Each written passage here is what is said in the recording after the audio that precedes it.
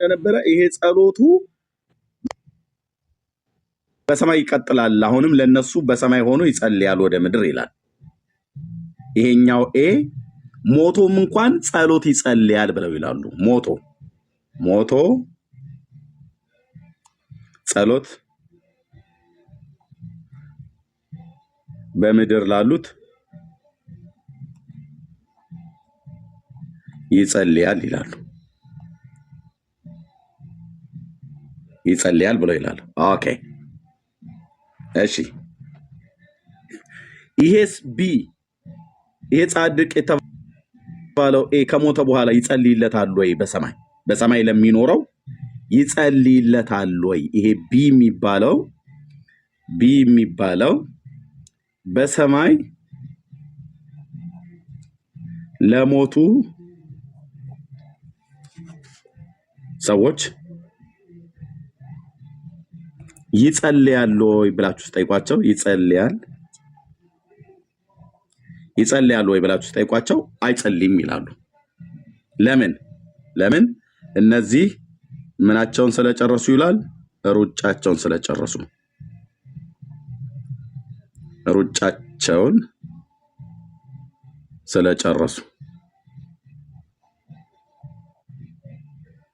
ሩጫቸው ብሎ የሚለው ጋር ተሰመርልኝ በኋላ ስለመመጣበት ኦኬ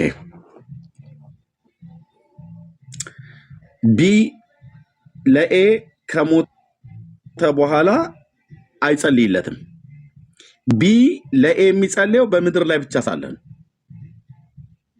በምድር ላይ ሳለ ለኤ ይጸልይለታል ግን በምድርም ላይ ሳለ ለቢ ይጸልይለታል ሞቶም ለቢ ይጸልይለታል ለምን ስለማይቋረጥ ብለው ይሉሃል ምን ልታመጣ ነው ኤርሚያስ ብለህ ካልከኝ ቀጥዬ ማሳያችሁን ታዩታላችሁ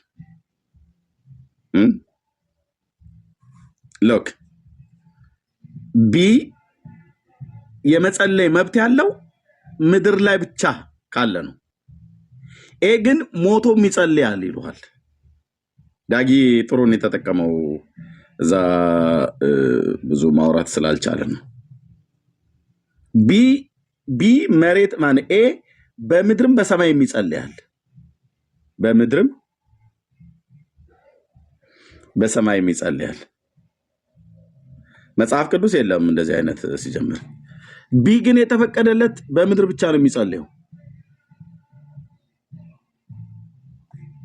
በምድር ብቻ እንዲጸልይ ማለት ነው ኦኬ አንዱ ላንዱ ብሎ የሚለው በምድር ላይ ነው እንጂ አንዱ ላንዱ ብሎ የሚለው ቢሞት ብቻ ነው ለቢ የሚጸልይለት እንጂ ግን ለሱ አይጸልይለትም ምን ማለት ነው ሞቷል ከሞተ በኋላ ከሰማይ ሆኖ ለቢ ይጸልይለታል ግን ከምድር ሆኖ ለኤ አይጸልይለትም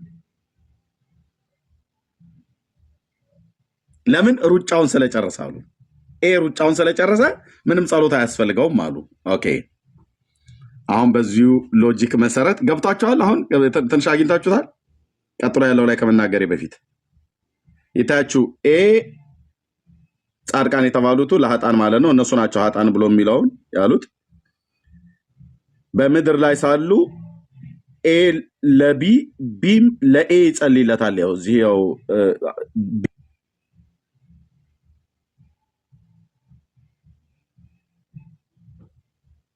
ያልኳቸው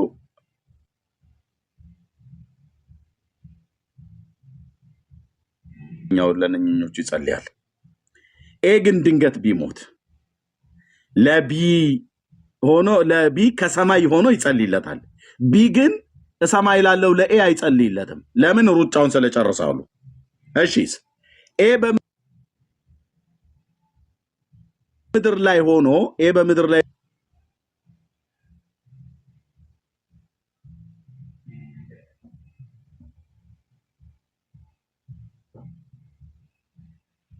ይጸልይለታል አይጸልይለትም በምድር ሆኖ ለሞተው ለቢ በሰማይ ይጸልይለታል አዎ ያው ልብ በሉ ኤ በምድር ላይ ሆኖ ቢ ቀድሞት ቢሞት በሰማይ ቢ በሰማይ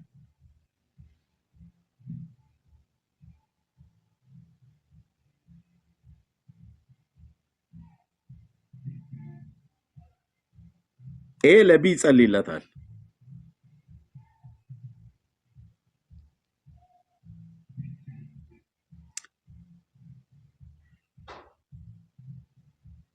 እሺ የሞቱ ሰዎች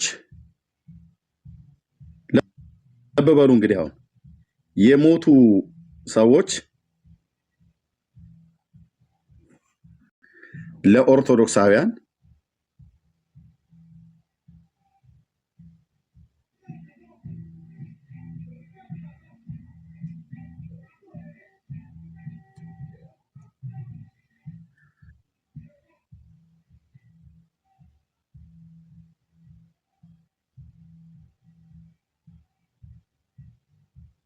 በሰማያት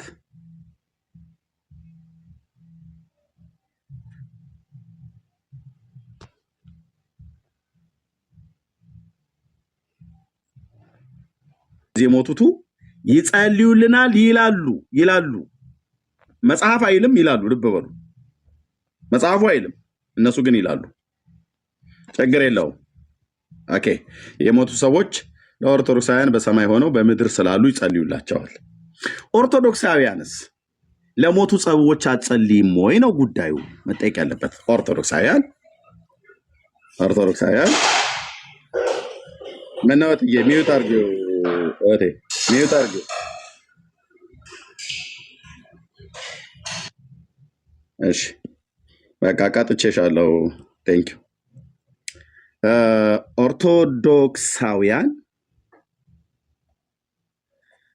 ኦርቶዶክሳውያን ለሞቱ ሰዎች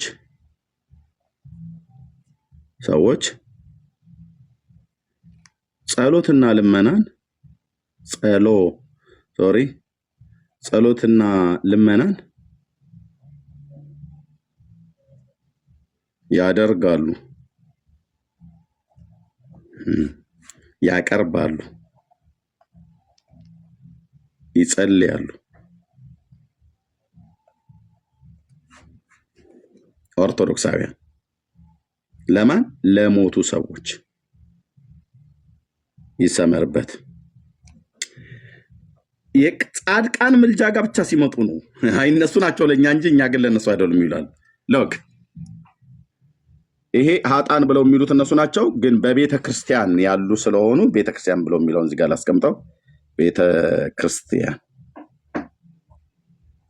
በቤተ ክርስቲያን አንዱ ለአንዱ ይጸልያል ይላል። ኦኬ መጽሐፍ ቅዱስም ይላል። ልክ ነው፣ አንዱ ለአንዱ እንዲጸልይ።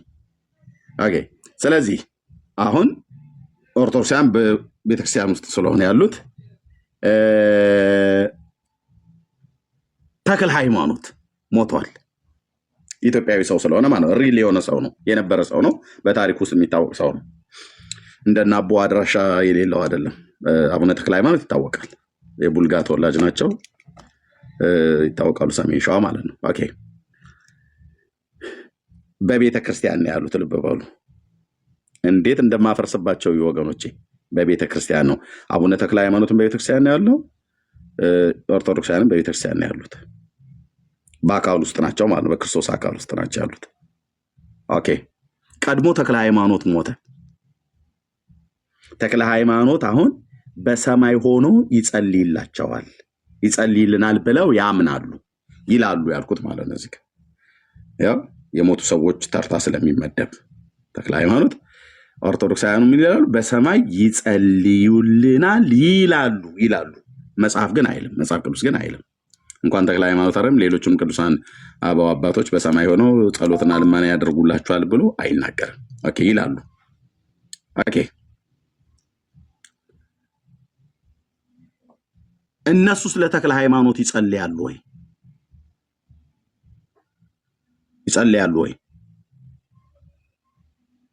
አይ አንጸልይም ይላሉ። እነሱ አንጸልይም ይላሉ። ለምን ብለህ ስትላቸው ሩጫቸውን ጨርሰዋልና ይላሉ። ለናጼ ሚኒሊክስ ትጸልያላችሁ ብለን ስንል ሚኒሊክ ሆይ ብረሳ ቀኝ እርሳኝ እያሉ ይላሉ። አሃዱን እንደማንረሳ ሚኒሊክ ሆይ አንረሳም እያሉ ይላሉ ነገስታቱ። ማነው ካህናቱ እነዘበነ ማለት ነው። አጼ ሚኒሊክ ንጉሱ ሞተዋል አይደል? ሞተዋል። ጻድቅ ሰው ስላልሆኑ ነው የሚጸልዩላቸው። አሁን እዚህ ጋር ነው ማጠፊያው የሚቸግረው። ለአጼ ኃይለ ሥላሴ ጻድቅ ሰው ስላልሆኑ የሚጸልዩላቸው። የክርስትና ስማቸው እስካሁን ድረስ የእቴጌ መነንም ይሁን የእቴጌ ጣይቱ የአጼ ምኒልክም ይሁን የአጼ ኃይለ ሥላሴ በቅዳሴ ውስጥ ይነሳል።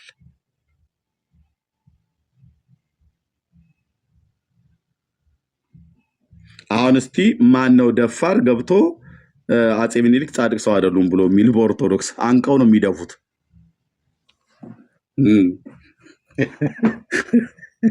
እሺ ቆይ እሱ ለጊዜው ልተው። እሺ ማድረግ ኤርሚ አለን። ኧረ እንደ በደንብ አለሽ አንቺ። ታዲያ ሊቃውንት ዝም ሲሉ ጸድዬ አንቺው ነሽ እየገባሽ እኮ እየዞርሽ መልስ የምትሰጪው ቤተክርስቲያኒቱን እየታደግሻት ያለሽው አንቺ ነሽ። እሰጥሻለሁ ጊዜ። ኦኬ።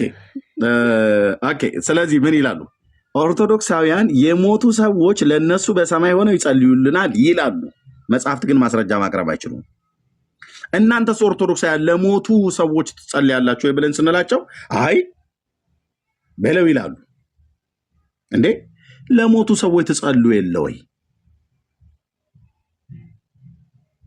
አይርፍ ነፍሳተ ከማለው እያሉ ማለት ነው ካህናቱ እስከ 7 ዓመት ድረስ ቅዳሴ። አሁን የአጼ ኃይለ ሥላሴ የሚሆን የአጼ ምኒልክ በቅዳሴ ስርዓት ጊዜ ክርስትና ስማቸው የሚነሳው ለምንድን ነው?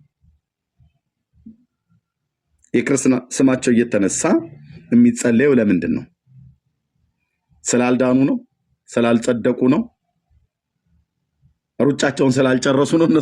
እነሱ እንደሚሉት ይታያችሁ። ኦርቶዶክስ ለሙታንም ትጸልያለች፣ ሙታንም ለኛ ይጸልዩልናል ብለው ይላሉ።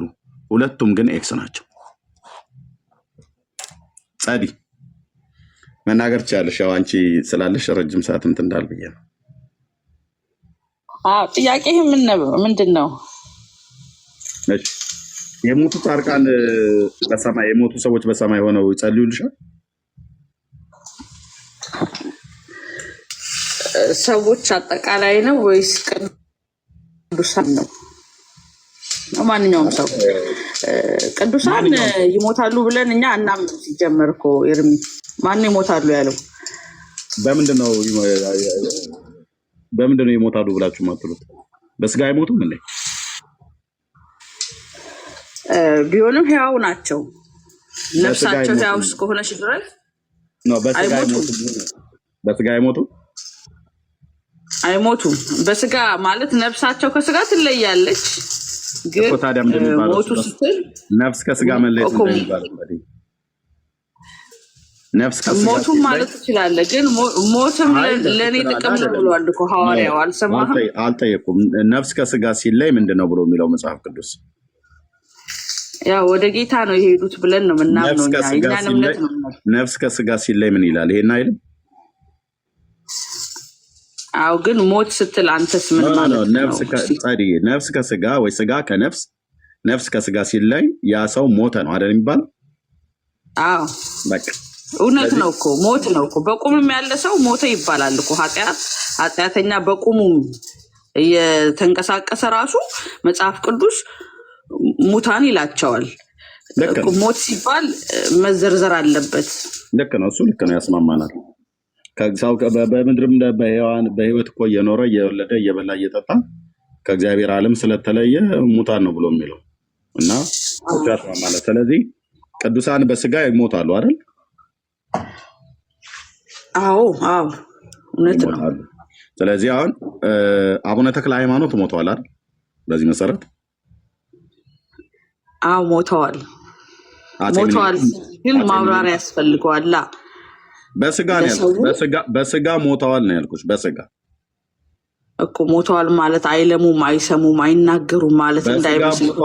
በስጋ ሞተዋል ማለት ተክለ ሃይማኖት አሁን በምድር ላይ የለም አይደል? ወደ ላይ ግን አሉ፣ ከላይ አሉ፣ ከሰማይ ላይ አሉ። ኦኬ፣ ከነሱ ጋር ነው ያለው በሰማይ ኖ ኖ፣ ስጋው እኮ ጥቅም የለውም። ዋናው ነፍስ ነው። ስጋማ ፈራሽ ነው። ኦኬ፣ ጥቅም ከሌለ አሁን አንቺን መጥቼ ከስጋሽ ላስወጣሻ ምን ያደርግልሻል? ጸልዬ አስወጣኝ፣ ወደ ጌታ ነው የሚሄደው።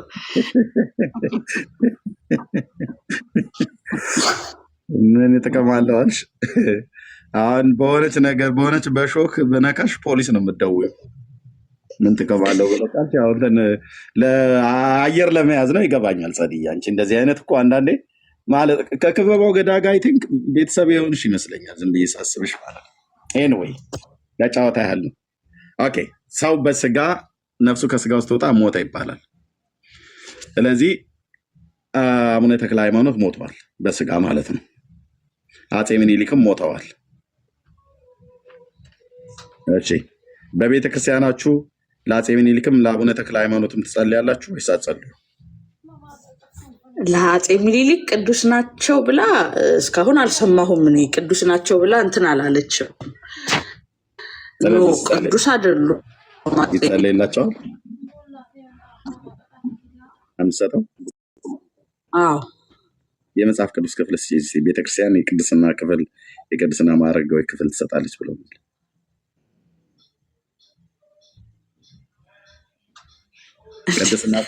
ቅድስና ሰጪው እግዚአብሔር መሆኑ ቀርቶ ቤተክርስቲያን የምትሰጠው ብለሽኛል።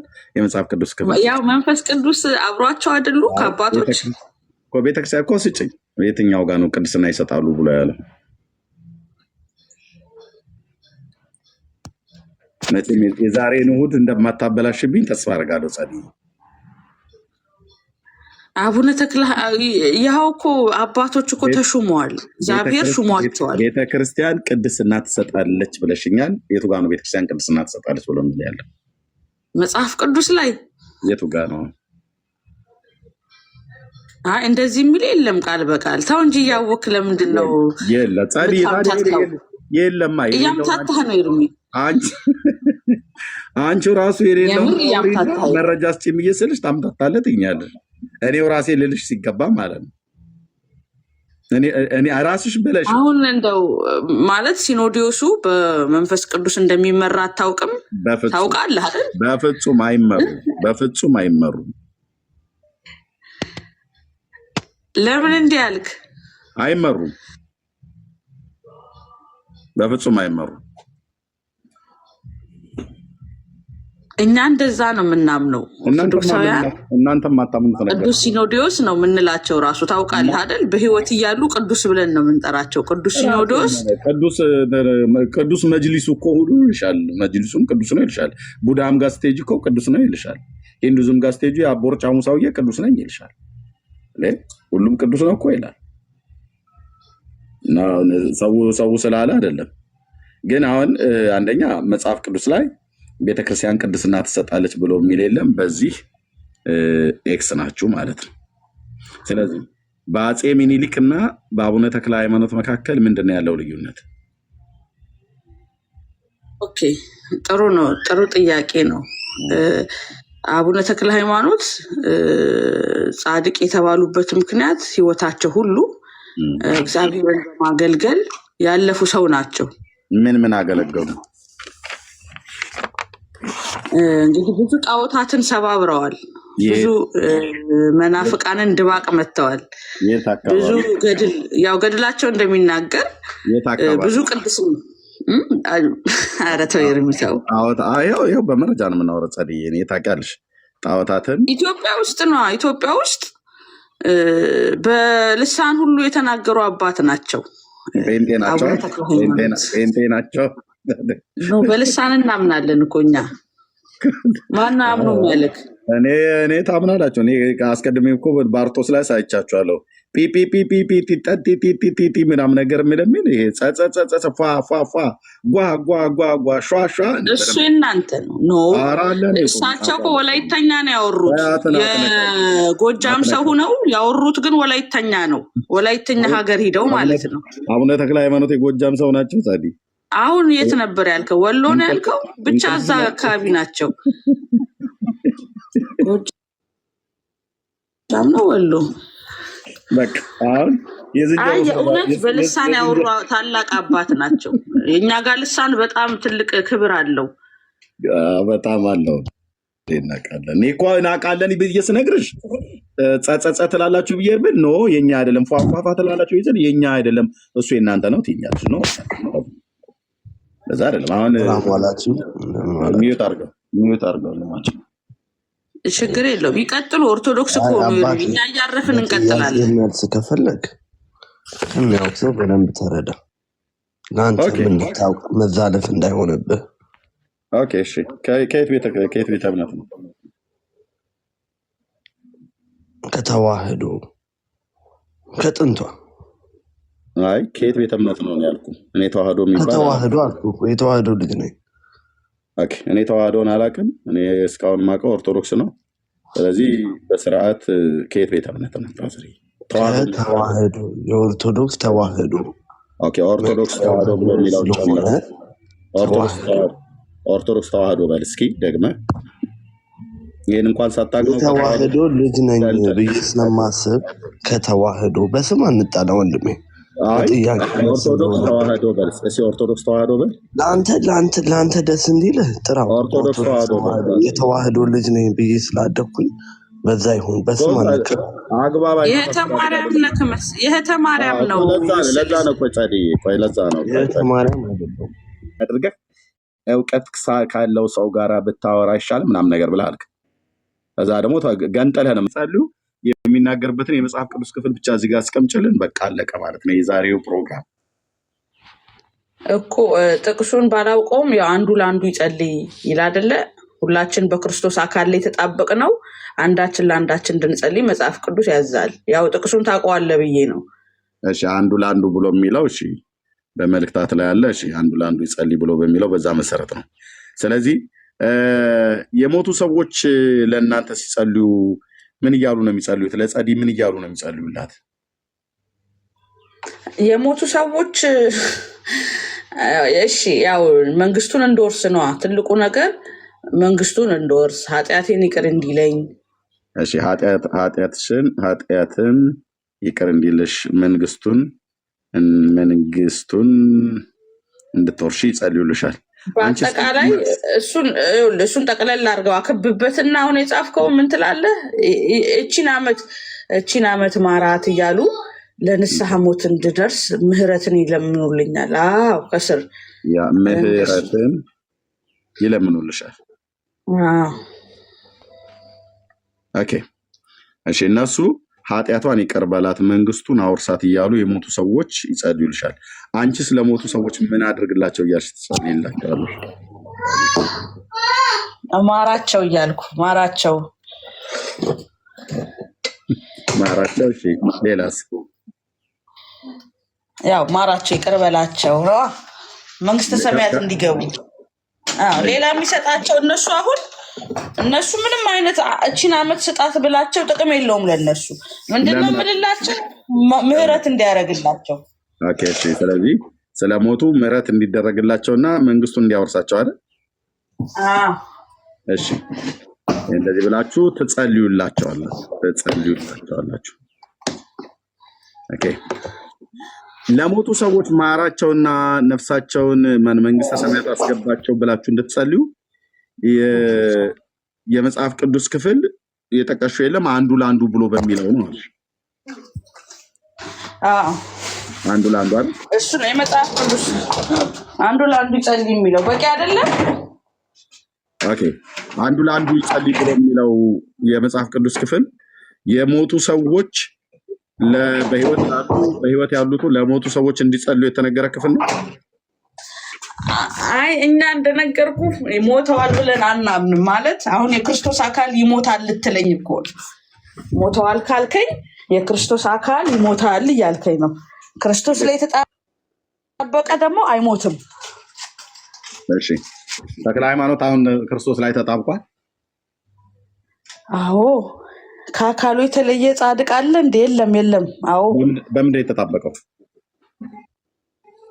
ያው ክርስቲያን ስለሆኑ ነዋ እኮ። ክርስቲያን ስትሆን አምነው ተጠምቀው ነው የተጣበቁት። ኦኬ አምነው ተጠምቀው ነው የተጣበቁት አይደል? አምነው ተጠምቀው ተጣበቁ።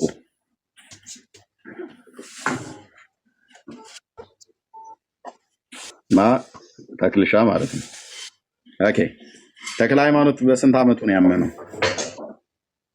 ተክልሻ አይባልም ኤርሚታው እንዴ አቆላምጬ መጥራት እኮ አባ ተክለ ሃይማኖት በል። ኧረ እኔ ጻድቅ አይደለም። ለእኔ ተራ ሰው ነው። ለእኔ ተራ ሰው ነው። ለአንቺም ለእኔ ተራ ሰው ነው። ኧረ ተይ እንጂ እትዬ እንዲህ ዝም ብሎ እንዲማያልክ መቀጠል እኔ ምንድን ነው ብለሽ የምትይው? ጻድቁ እንድልልሽ ነው። ለእኔ ተራ ሰው ምን አደረጉ? ለእኔ ተራ ሰው ነው። ጻዲ በቃ ለሰውነቱ ብቻ ክርስቲያን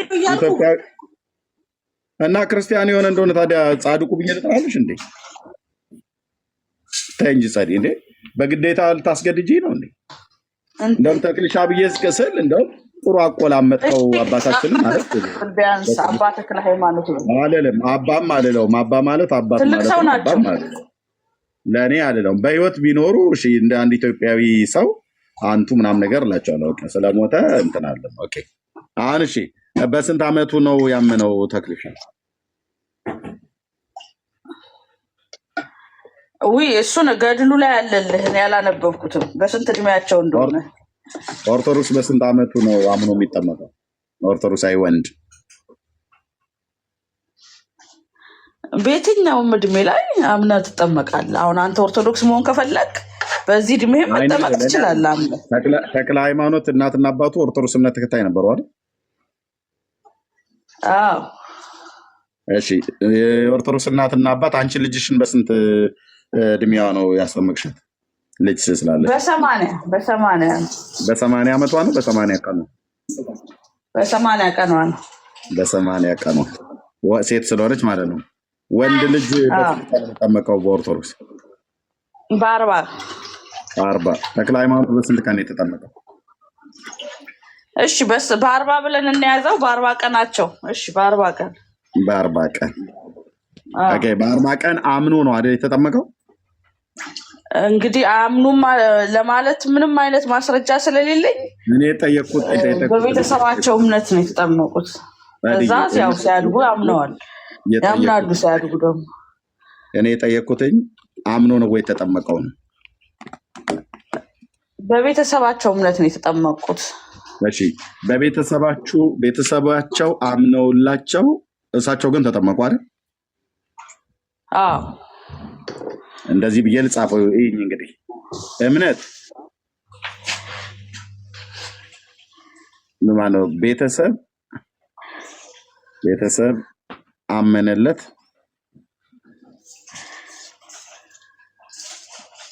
እርሱ ተጠመቀ አይደል?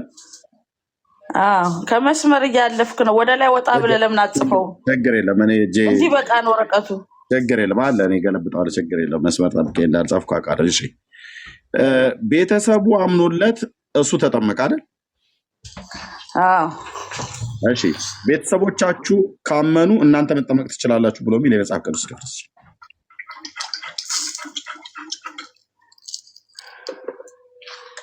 መዳን ግን እንደሚችሉ ተጽፏል። ዋናው ለመዳን አይደል ጥምቀት የሚያስፈልገው? የጠየኩሽ ፕሊዝ እንዲህ የሚል የለም። አንተ እንዳልከው ቤተሰቡ ግን ሰው ልጅ ማብራሪያ አንዳንድ ነገር ያስፈልገዋል። በየለም ዘጋኑ እኮ በቃ የለም። ሰው መረዳት አለበት። አስረጅ። ሰውን ለማስረዳት ለምንድን ነው ህፃናትን የምታጠምቀው? ሌላ ሰፊ ቶፒክ ነው። ምክንያቱም የሰው ልጅ ከውሃና ከመንፈስ ካልተጠመቀ ስለማይድን የትኛውም ክፍል ላይ ህፃናት እንዳይጠመቁ የሚከለክል ስለሌለ፣ ሁለት ደግሞ እነ ሊዲያ እስከነ ቤተሰቦቿ እንደተጠመቁ መጽሐፍ ቅዱስ ላይ በኖህ መርከብ ተጠልለው የዳኑት የጥምቀት ምሳሌ እንደሆነ እስራኤላውያን ባህረ ኤርትራን ሲሻገሩ የጥምቀት ምሳሌ እንደሆነ ይነግራል። እዛ ላይ ደግሞ ህፃናት ሁሉ አሉበት እና ምንም አይነት ህፃናት እንዳይጠመቁ የሚከለክል ነገር ስለሌለ እስራኤላውያን ተጠምቀዋል። በምን የተጠመቁት? ኖ ምሳሌ ነው እኮ የሰጠው እዛ ላይ ባህረ ኤርትራን። ኧረ እኔ ስለ እስራኤል ተጠመቁ አላልኩም። እኔ እስራኤላውያን ልጆቻቸው ሁሉ ተጠምቀዋል እያልሽኝ አሁን? ኖ ባህሩን የተሻገሩት ነው ያልኩት እኮ። ተጠምቀዋል እስራኤላውያን ወይስ አልተጠመቁም? አልተጠመቁም። ጥምቀት የታዘዘው በአዲስ ኪዳን ነው እንጂ እነሱ አልተጠመቁም። አዎ ጥያቄው እኮ ምንም እንትን ርዕስ የለውም ማለት ወዴት ነው የምትንሸራሸረው አለው እንጂ ይሄን ሁሉ እኮ ሰው ግራ እንዳይጋባ አሁን የህፃናት ጥምቀትን እዚህ ጋር ማምጣትህ ሰዎች ከሞት በኋላ ጸሎት ጋር ምን አገናኘው? ጥምቀትን አላመጣሁም። የጠየቁሽኝ ምንድነው የጠየቁሽ? እዚህ ጋር ስጽፍልሽ ስለ ተክልሽ አስጠይቅሽ ምን አልሽ? አምነው ተጠምቀው ተጣብቀዋል አልሽኝ። ይኸው እዚህ ጽፌዋለሁ። አምነው ተጠምቀው ተጣብቀዋል ከአካሉ ጋር አልሽኝ። ስለዚህ ከመጣበቃቸው በፊት ተጠምቀዋል፣ ከመጠመቃቸው በፊት አምነዋል እኮ። ታዲያ አንተ ማንሳት ያለብህ ማርቆስ 16:16 ነው። አምኖ ሲጠመቅ ይድናል ይላል። ቆይ መቼ ነው? እኔ መጽሐፍ ቅዱስ እኮ የማርቆስ 16:16 ላይ የእሱ አይልም ብዬ አላልኩም። እኔ ያልኩሽኝ አሁን በአንቺ በመጣ እንኳን ተክለ ሃይማኖት አይደለም አንቺም ተክለ ሃይማኖትም አምናችሁ አይደለም የተጠመቃችሁት። ድፍን ኦርቶዶክስ ማለት አትችልም እኮ በፍጹም አትችልም። አላመንሽም ጸዴ። እሺ ለምን እንደማትችል ልንገርህ። ሕፃን ልጅ አያምንም ተብሎ አይኮነንም። ኦኬ ሕፃን ልጅ እምነት አያስፈልገውም። ኦኬ ልክ ሕፃን ልጅ ልጻፈው ልብ ብለሽ በኋላ እንዳትቀይሩ። ሕፃን ልጅ ምን አያስፈልገውም ነው ያልሽው? እምነት አያስፈልገውም፣ ማመን አያስፈልገውም አይደለም። እምነት አይኮነንም። አላመነም እኮ እምነት አያስፈልገውም ማለት ማመን አይጠበቅበትም፣ እድሜው ስለማይፈቅድለት አይደል? እምነት እድሜው ስለማይፈቅድለት ነው ማመን የማይጠበቅበት። ወይ ደግሞ እዚህ ጋር እምነት ማለት ወይ ደግሞ ማመን የሚለውን ሊያዘው ከእምነት ይልቅ ማመን አይጠበቅበትም።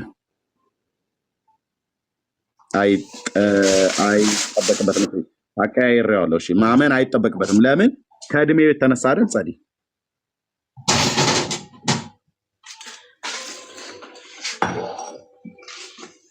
ከእድሜው የተነሳ አይደል ማመን የማይጠበቅበት?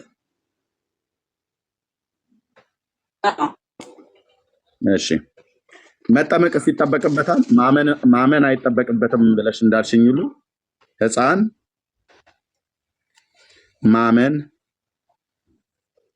አይጠበቅበትም ብለሽኛል።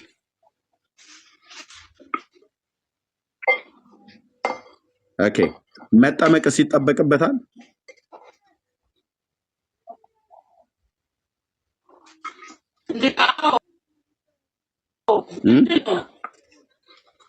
እሺ ማመን አይጠበቅበትም፣ መጠመቅ ይጠበቅበታል። ጻዲ የቀደሙ ቦታ ላይ ሆኜ ኔትወርክሽ እየተቆራረጠ ነው።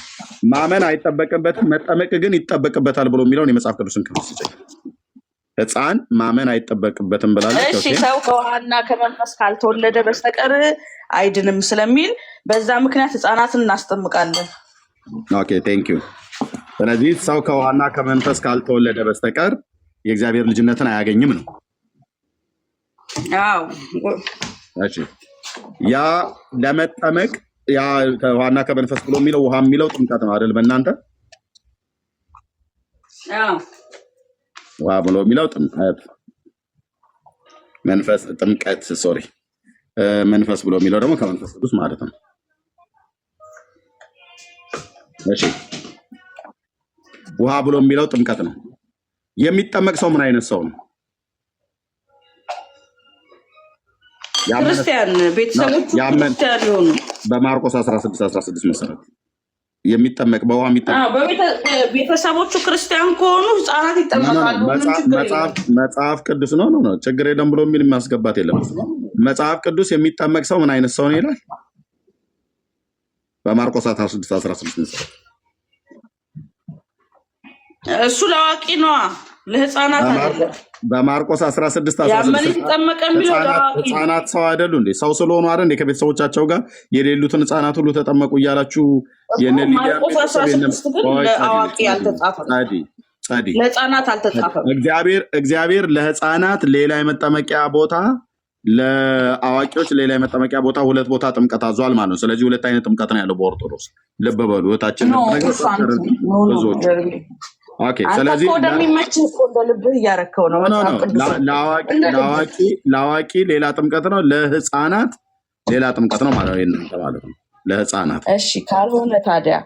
ካልሆነ አንተ ሰው ህፃናት ሳይጠመቁ ቢሞቱ ምን ዋስትና አለች? እዚህ ጋር ነው ጥያቄ ያለው። ህፃናት ማመን አይጠበቅባቸውም ወይ አይጠበቅበትም አልሽኝ። መጠመቅስ ይጠበቅበታል ወይ ስልሽ ምንድን ነው ያልሽው? ግዴታው ነው አይደል ያልሽኝ?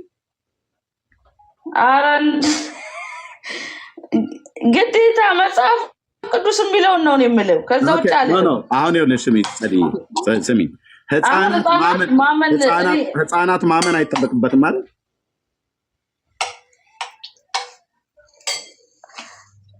ይጠበቅበታል ብልህስ? አሁን እኮ ማይጠየቅ ጥያቄ እየጠየቅ ተቸገረ። የሚጠየቅ ጥያቄ ነው የምጠይቅሽ። ምክንያቱም ለምንድን ነው ጻዲ ልብ በይ ሰውንም እንዳናዝገው ምን መሰለህ፣ ማይጠየቅ ጥያቄዎችን አንጠይቅ።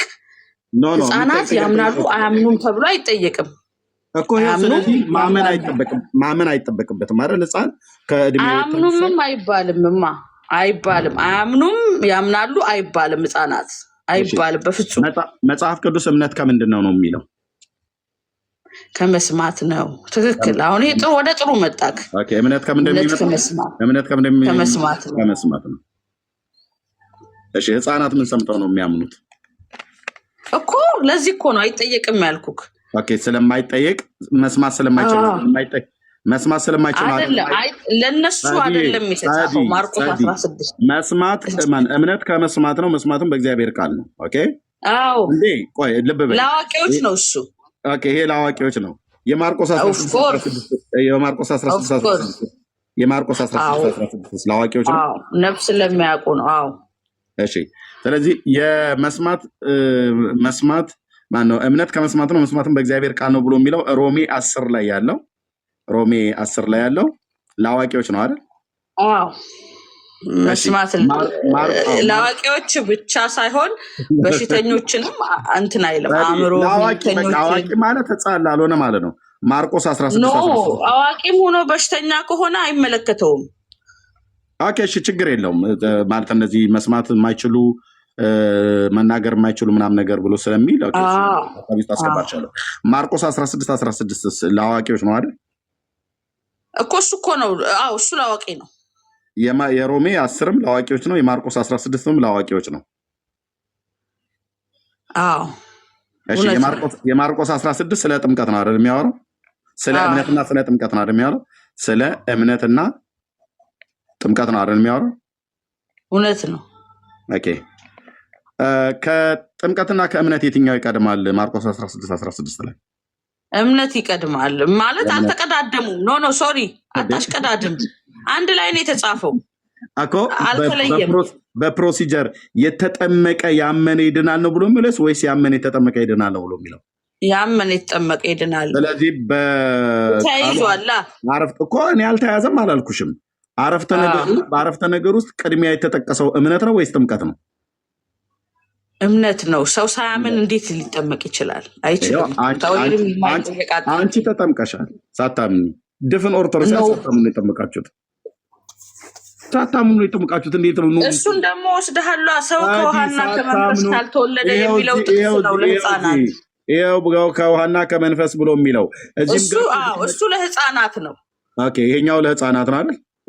ህፃናትን ይመለከታል። ኦፍኮርስ ለዛ ነው የምናጠምቀው። ታዲያ ይሄኛው ለህፃናት ነው አይደል? የዮሐንስ 3 ማለት ነው። ህፃናትንም ለህፃናት ብቻ ሳይሆን ህፃናትን በዚህ ጥቅስ መሰረት ነው የምናስጠምቀው። ስለዚህ ዮሐንስ 3:5 ላይ ሰው ከውሃና ከመንፈስ ካልተወለደ በስተቀር ወደ እግዚአብሔር መንግስት ሊገባ አይችልም ብሎ የሚለው ይሄኛው ለህፃን ነው አይደል? ለህፃናት ነው። ይሄ ለፍንዳቶች ከዛ አንተ ነህ ያው የምትመልስልኝ። እሺ ለህፃናት አንተ የምጠይቅህን ጥያቄ ትመልሳለህ። እዚህ ደግሞ ጠይቂው ታዲያ እመልሳለሁ። ኤርሚ ሰድን ትጠይቅ እንጂ እታችን ብራዘር እታችን እሷ የፈለገችውን ማድረግ ትችላለች። መጠየቅ አይደለም የፈለገችውን ማድረግ ትችላለች። አንተ ስላልካት አይደለም። ጸሪ ይህን ጨርስና ከዛ ትጠይቃለሽ። የዮሐንስ ወንጌል መጽሐፍ ምዕራፍ 3 ቁጥር 5 ላይ ለህፃናት ነው ብለሽኛል። ልብ በይ። ኦኬ። የማርቆስ 16 ለአዳልት ነው። የሮሜ 10ን የጠቀስነው ሰው ከመጠመቁ በፊት ማመን አለበት ብሎ የሚለው ቀዳሚ ስለሆነ ለማመን ደግሞ መስማት አለበት። ምክንያቱም እምነት ከመስማት ነውና መስማትም በእግዚአብሔር ቃል ስለሆነ ማለት ነው። ይሄ ለአዳልት ነው ብለሽኛል። ለትልልቆቹ ነው። በቃ ለትልልቆቹ ነው ማለት ነው። ጸዲ መቼን የተጠመቀችው ብለን ስንል በ80 ቀኗ ነው። አንቺ ልጅሽን በ80 ቀን እንዳጠመቅሽው አንቺ ቤተሰቦችሽ በ80 ቀን ያጠመቁሽ።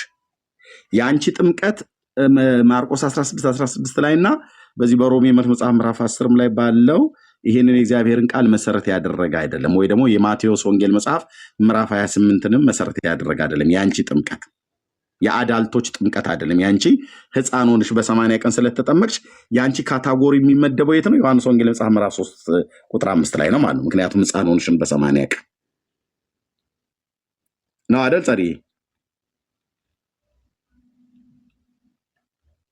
ጸዲ ማይክሽ ሚዩት ነው።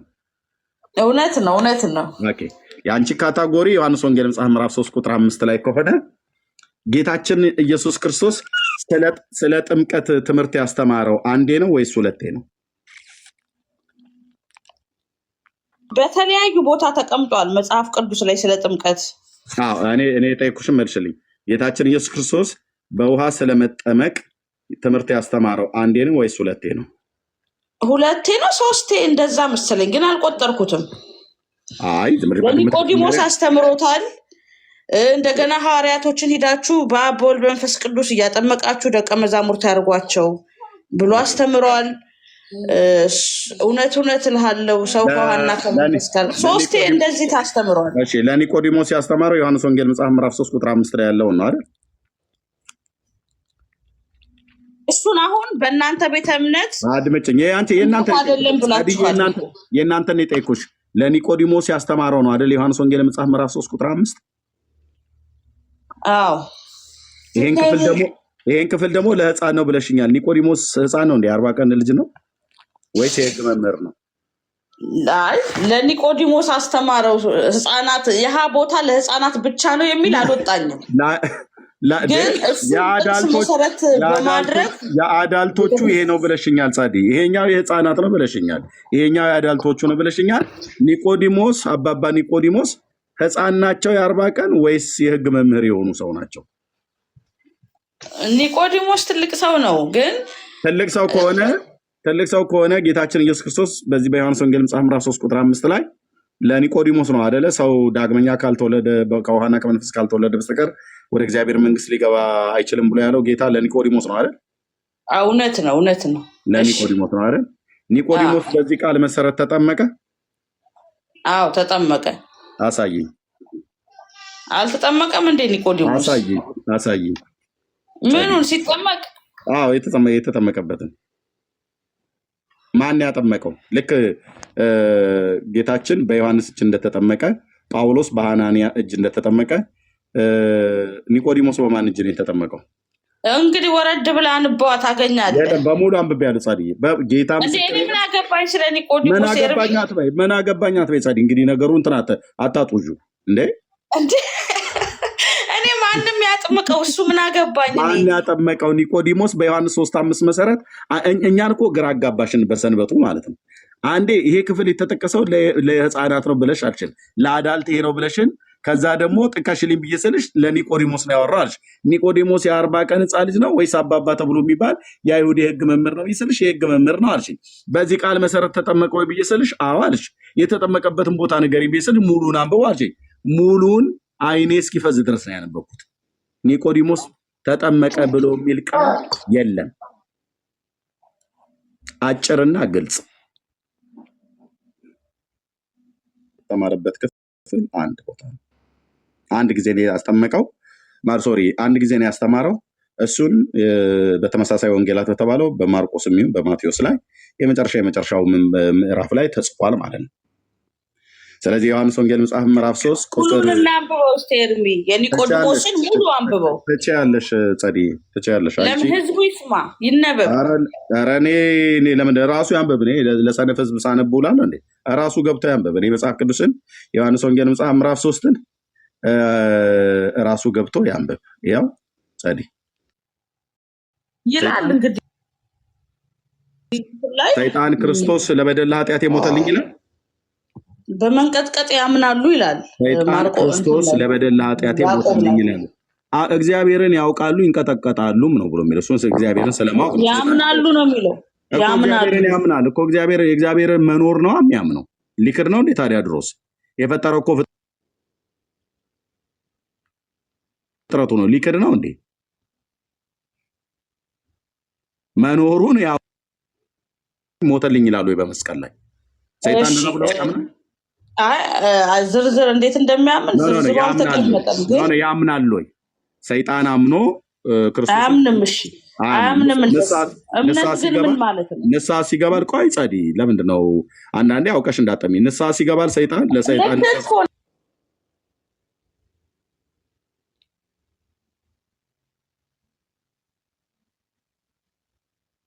አይገባም።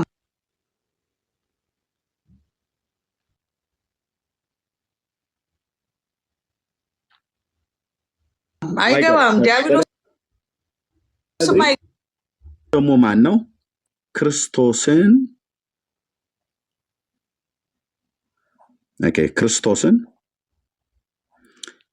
ክርስቶስን ተቀብሎ በስሙ ማመን ነው። መቀበል ብሎ የሚለው ቃል በጣም ብዙ ጊዜ በእናንተ ቤተ እምነት ያሾፉበታል። ምን እያሉ ከየት ነው የምንቀበለው ይላሉ። እግዚአብሔር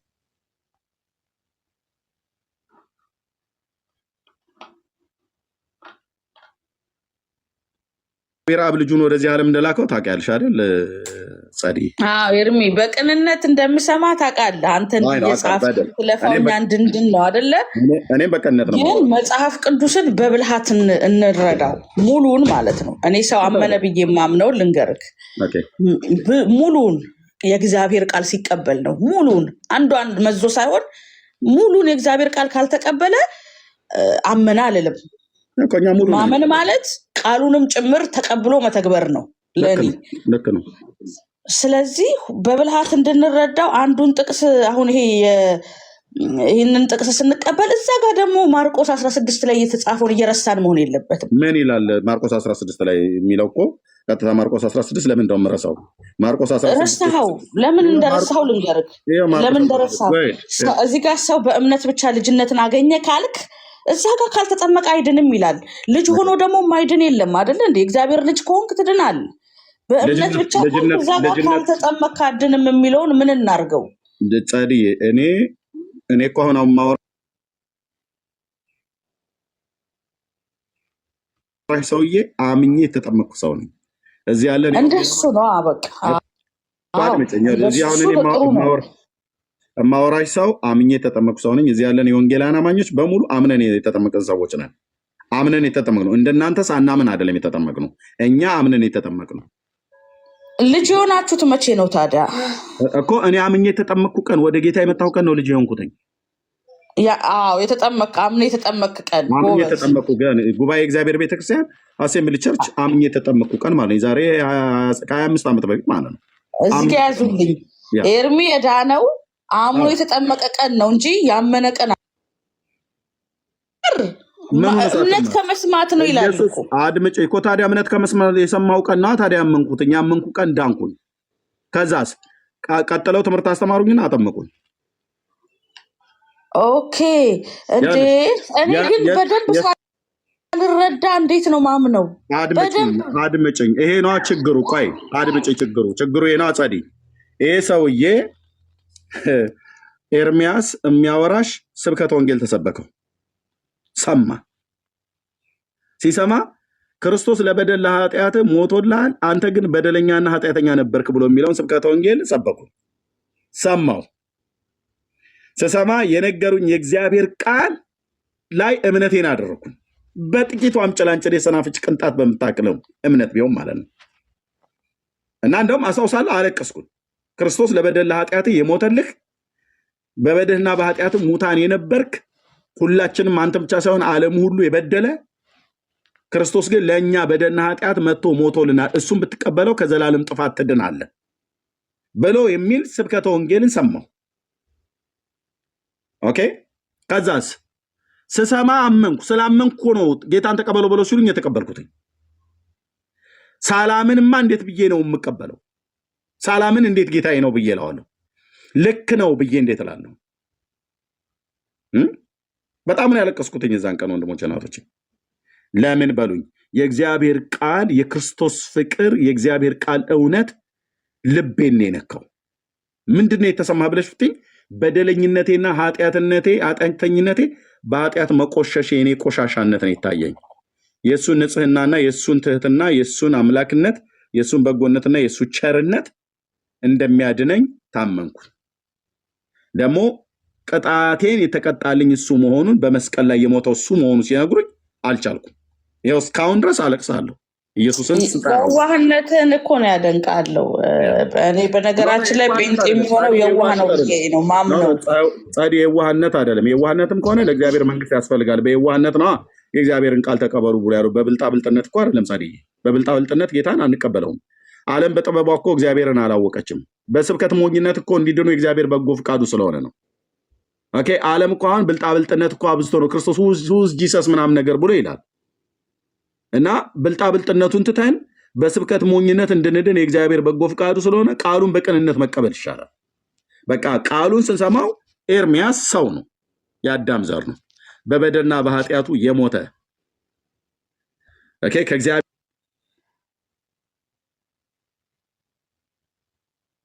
ክብር የጎደለ የቁጣ ልጅ የሆነ ከፍጥረቱ ምንም ተስፋ የሌለው ተስፋ ሊሆነው ግን ሊያድነው ግን አምላክ ከሰማይ ወርዶ ከአንዲት ልጃገረድ ከድንግል ማርያም በይሁዳ ምድር በቤተልሔም በበረት ተወልዶ በመስቀል ላይ በወንበዴዎች መካከል ለዚህ ኤርሚያስ ለሚባል ሰውዬ ሞተለት የሚባል የምስራች ሰማው።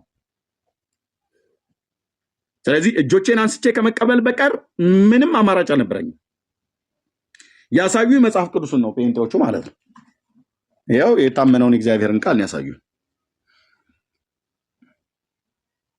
ስለዚህ በቃ ድሮም እግዚአብሔር አምላክ እንድድን እኔ ብቻ ሳይሆን ዓለም ሁሉ እንዲድን ይፈልጋል።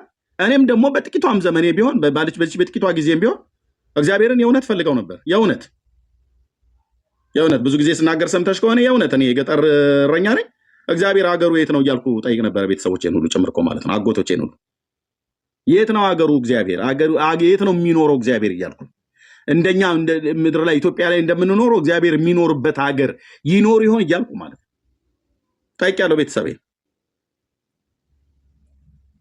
አሁን ያ እረኛ ምን አውቆ ነው ብለሽ ምትይ፣ አሁኑ ኤርሚያስ ነው፣ ያኔ እረኛው ነው። የት ነው እግዚአብሔር አገሩ እያልኩ ማለት ነው።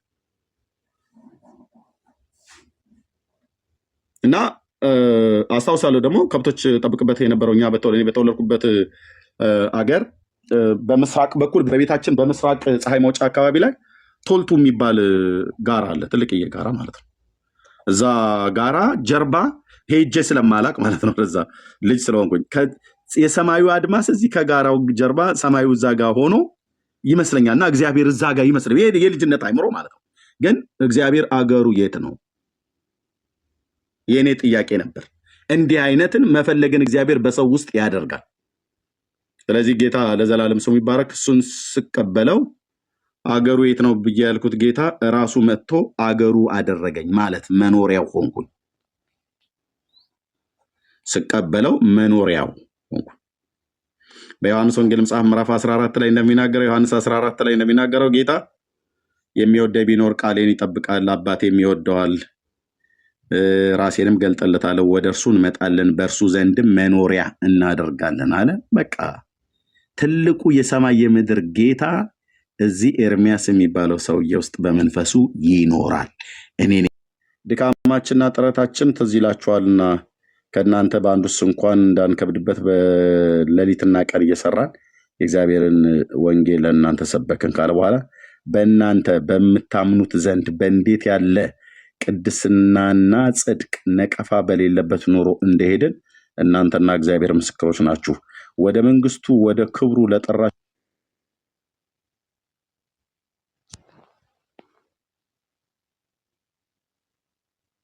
ምጸሉ ብሎ ያለው በዚህ የህይወት ስርዓት ነው የተመላለሰው። ነቀፋ በሌለበት ኑሮና በቅድስናና ጽድቅ። ይሄ ቅድስናና ጽድቅ ኑሮ ነው ክርስቶስን እንዲመስል ያደረገው። ነቀፋ የሌለበት ኑሮ እንጂ በጫማው ቁጥሩ አይደለም ክርስቶስን የመሰለው። በፀጉሩ አበጣጠር ወይ በአይሁዳዊነቱ። ጌታም አይሁዳዊ ሰው ነው፣ ጳውሎስም አይሁዳዊ ሰው ነው። በዛ አይደለም መሰልኩት ብሎ ያለው ኑሮ ማለት ነው። ይሄ ኑሮ በምን ይኖራል? ጸጋ። እግዚአብሔር ጸጋ ለልጆቹ ይሰጣል። ይሄ ነው።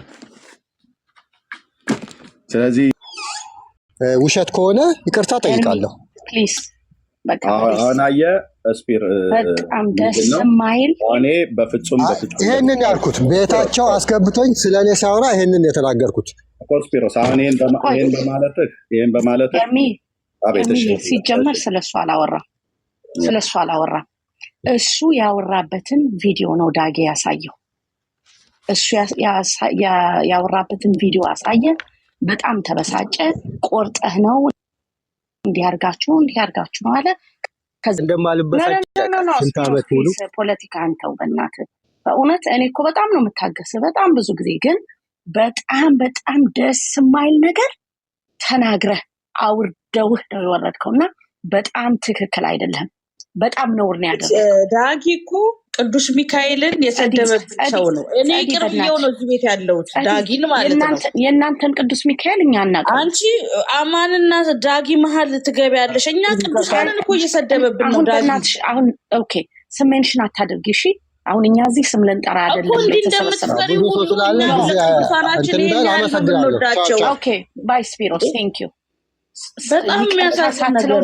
ዳግም የትም ቤት ውስጥ አትገባም። ጸዲ አንድ ነገር ልበል። እኔ ራሱ ማለት ነው የሰራሽ አትበይ። እኔ አልገባም እንደዚህ ከሆነ ለመሰልሽ። እናንተ ቅዱሳንን ሰድባችሁ እየገባን አይደል እንዴ?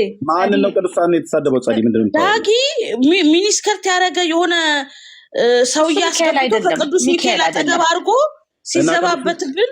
አሁን እኔ ግን ይቅር አድርጌለት ነው የገባሁት እዚህ ቤት ማለት ነው።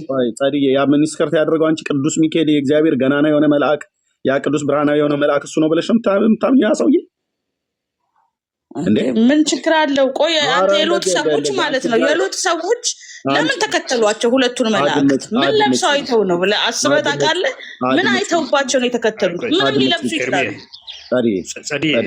እንትን ቤተክርስቲያኒቱ እኮ አባቶች ራሱ እሱ ስዕል እኮ ትክክል አይደለም ብሎ ያወገዙ። ኦፊሻሊ እንኳን ተቀይሯል። በቤተክርስቲያናችሁ ኦፊሻሊ እንኳን እኮ የተቀየረ ነው ብለሽ ሳድቧል ብለሽም ልትሞግችለት የሚገባ ስዕል አይደለም። ምን ብሎ ርዕስ እንደጻፈ ልንገርህ። የኦርቶዶክሱ ሚካኤል ግብረ ሰዶም ነው ብሎ እኮ ነው ርዕስ የጻፈው። ያኛውን ይኸውልሽ ለሱ እኮ ገብረ መስል ሊሆን እኮ ጸድዬ፣ እንደውም እኔ አልነበርኩም። የዳጊን ፎቶ ዘቅዝቀሽ ነው እንደውም የገባሽው የዛን ቀን። አዎ ይሄ ሲያንስ ነው ለመሰለህ እንጂ መሆን የለበትም ነበር። እኔ በጣም አከብረው ነበር። ቤት ሲመጣ እሱም ያውቃል። ሌሎቹን ዝም አስብዬ እሱን ትልቅ ላይ አድርጌው ግን በዚህ መልክ እኛ በእርግጥ የሐሰል የካቶሊክ ነው ብለናል። ግን በየቤታችን አለ፣ ገና አልወጣም። ህዝቡ ይደነግጣል። ገባ? በዘዴ ነው ምንነግራቸው። እሱ አምጥቶ ዝርግፍ አደረገው። በእኛ ስዕል አድኖ እሱ እንዲህ ማለት የለበትም። ተከባብረን በስነ ስርዓት ነው መሆን ያለበት። እዚሁ ጋር ልምከረው ዳጊ ለወደፊት የምታደርገው ትንሽ በአልኮል ነገር በጥጥ ትንሽ በደንብ ረጠብ አድርገህ ነው ዝም ብለህ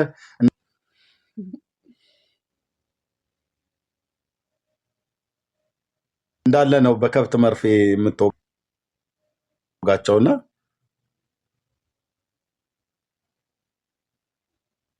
መርፌውንም ቀነስ አድርገው ጥጥም አልኮልም ነገር ተጠቀም እንጂ ከዛ ውጪ ምንም ያጠፋው ነገር የለም። እንደውም እኮ ተቆጥታ ጸዲ ምናምን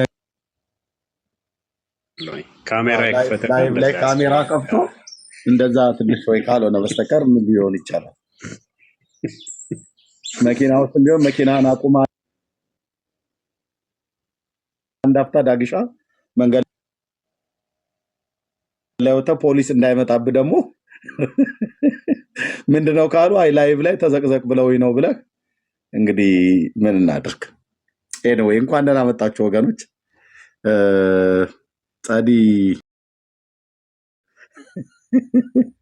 ጠፍቶ እንዳይመስልህ ግን ጌታ በጸጋው አንዳንዴ እኮ እንደውም ፍንጥቅጣቂ ሁሉ እኮ ትወጣለች። ብልጭ ስትል ይታወቀኛል። የኔው ራሱ ብልጭታ ማለት ነው። እና ተው ኤርሚያስ ብዬ ተጸጽቼ እናንተን ይቅርታ ጠይቃለሁ ምናምን ነገር እላለሁ። ግን ወንጌል ወንጌል ነው። መረቦቻችሁን ጣሉ። ትዝ ይላችኋል እዛ የገሊላ ባህር ላይ ያለውን ስብከት ሲሰበክ አገልጋዮቻችን ሲሰብኩ ሃሌሉያ ብለን ማለት ነው። እውነት እኮ ነው፣ ያስብላል። ያምላክ ቃል ያምላክ ቃል ደስ ነው የሚለኝ የእግዚአብሔር ቃል ሲሰበክ ስሰማ። ድራማን ነው። እሺ ቶሚዬ፣ እሺ ተሳደባ፣ መሰደብም አገልገል ነው ብላል። እውነት ነው እንዴ? ዳዊትም እኮ ብሏል። ሳሚን የሚባለውን ሰውዬ ምናልባት እግዚአብሔር ስደበው ብሎት ልኮት ይሆናል ብሎ ያለው ቃል ትዝ አለኝ እና እወድሃለሁ ቶሚዬ በእውነት። ያው እንደውም ፎሎ ባክ ልመልስልህ። ያው መልሼ ላለው ፎሎ ባክ በደንብ ሚዩት እንዳታረጉት። ቶማስ ቶላ ማለት ነው። ተባረክ ነው ወንድምዬ፣ ቀጥል። ሰው የተሰጠውን የሚያገለግለው ግን አንድ ቀን አብረን ኢየሱስ ክርስቶስ ጌታ ነው ብለን እናገለግላለን ወንድምነት እና ሲሰበክ ሰምተናል። እዛ ወንጌል ሲሰበክ ማለት ነው ጌታ ነው አሜን ሃሌሉያ ምናምን ነገር ብለን ማለት ነው። ከዛ መረቦቻችሁን ግን ወደ ጥልቁ ጣሉ ብሎ አለ።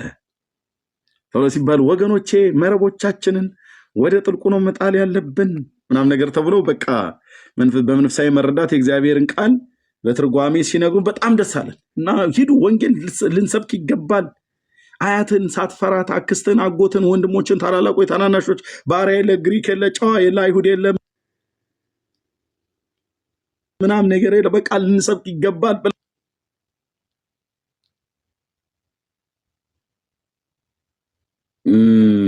ያ እሳት ጠፋ እንዴ ታዲያ? ነዶብሃል እሳቱ? ከነደደ በዛ ነዲድ ኃይል ውጣና ስበክ እንጂ ያድናል። በል ያድናል፣ ጌታ ያድናል፣ ኢየሱስ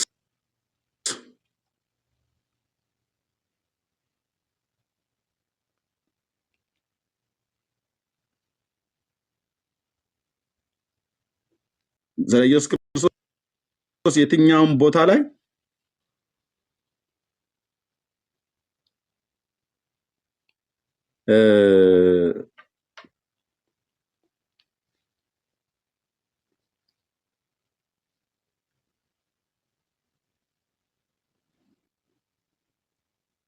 ዛሬ ምርልኝ ትናንትና እንደተናገርኩት በዘመኔ ማለት ነው ነጭ ሽበት ጥጥ የተባዘተ ጥጥ ፀጉሬ ከጥቁርነቱ አልፎ ነጭ ጥጥ እስኪመስል ድረስ ባወጣ የስጋዬ ቆዳ ቢሸበሸብ የአንገቴ ላይ ያሉ ቆዳዎች ቢሸበሸቡ የአይን ሽፋሽፍቴ ውድቅ ብሎ እንደዚህ ማየት እስኪሳነኝ ድረስ ቢሆን የአምላኬን ቃል እግዚአብሔር በውስጤም ስላተመው መጣና ያድናል ኢየሱስ ስላለው በሽማግሌ ድምፅ እሺ ሼባው ዛሬም እንትን አታፍርም ዛሬም ትለኛለህ።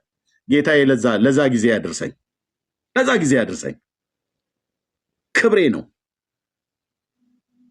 ክብራችን ነው። እህቴ ፀጉርሽ የተባዘተ ጥጥ መስሎ ማለት ነው። ልክ በህፃንነት ወራት ለጌታ እንሰብክ እንደነበረ ዋናው ጸጋው ነው። ጸጋን ደግሞ አብዝቶ እንዲሰጠን እንለምን።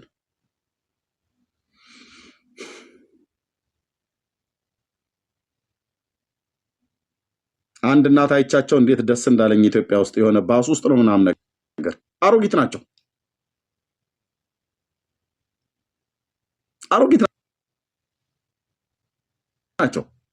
መጽሐፍ ቅዱስን ከፍተው ይሰብካሉ ስለ ኢየሱስ ክርስቶስ። እንዴት መታደል ነው አንተዬ! እንዴት ከመቼ ጊዜ ጀምሮ ጌታ ማገልገል እንደጀመሩ አላቅም። ስንቱ የህይወት ዘመናቸውን በዚህ ህይወት ውስጥ እንዳሳለፉ ምን ያህሉ ዘመናቸው ቀድሞ እንደተበላባቸው አላቅም። ግን እግዚአብሔር ደጎቢያና ተምች ኩብኩባና አንበጣ የበላባችሁን ወራትን መልስላችኋለሁ ብሎ ያለ ጌታ የኖርኩበትን ዘመናት እግዚአብሔር እንደሚመልስልኝ በጌታ ያምናለሁ። ካረገው እሰየው፣ ካላደረገውም ከጠራኝ በቃ እሄዳለሁ ወደ ጌታዬ ወደ አባባ። እና ለጴንጤ ክብራችን ነው ኢየሱስ ክርስቶስ። እየሰማኝ ነው? ክብራችን ነው። ነጋዴ ጠዋት ተነስቶ ስንት እንደሚያተርፍ ነው የሚያስበው። ስራ ቦታ ላይ ሄዶ የደሞዝ ጭማሪ እንደሚጨመርለት ማለት ነው። እኔ ነጋና ጠባ እዚህ ጋር ስታገኘኝ የሆነ አንዳች ነገር መስተፋቅር ድግምት ተደግሞብኝ የሆነ ደብተራ ተብትቦ አይደለም ያስቀመጠኝ፣ መንፈስ ቅዱስ።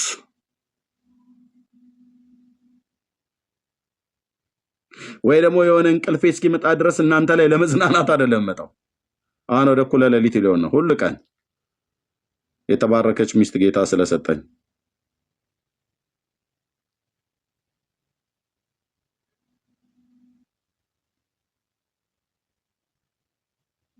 ኢየሱስ ያድናል።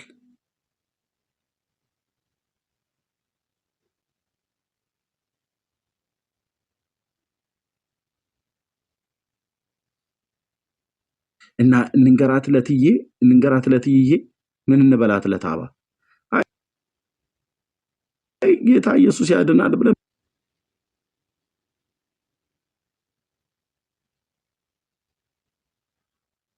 ብንላ እቴትዬ እታጋ እወድሻለሁ፣ እንደምወድሽ ታውቂያለሽ።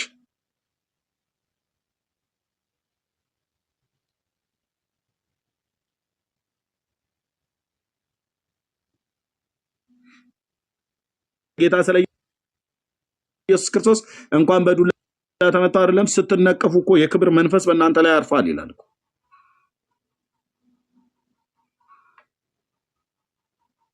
ጀርባሽን ሊሉሽ ይችላሉ በከዘራ ይዘው።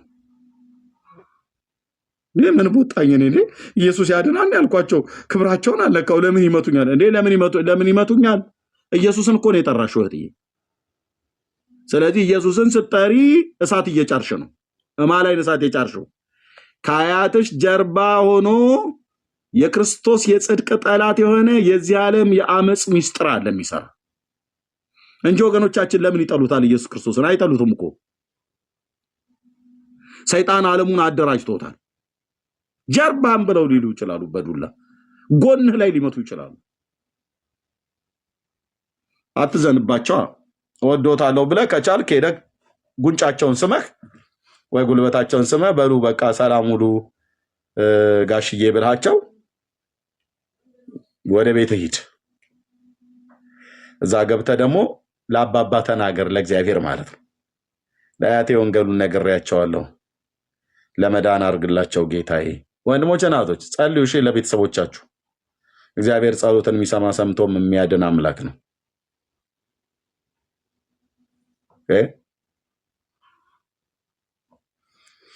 ሰምቶ የሚመልስ ደግሞ የሚራራ የሚያድን አምላክ ነው ጌታችን። ስለዚህ በርቱ።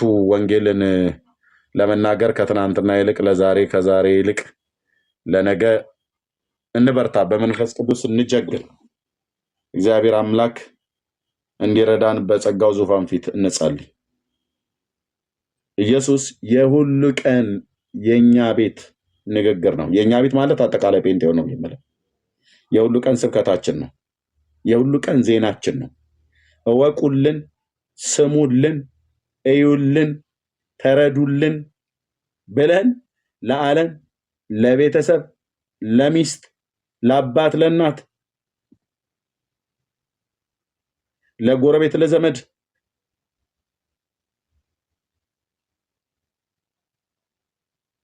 በስራ ቦታ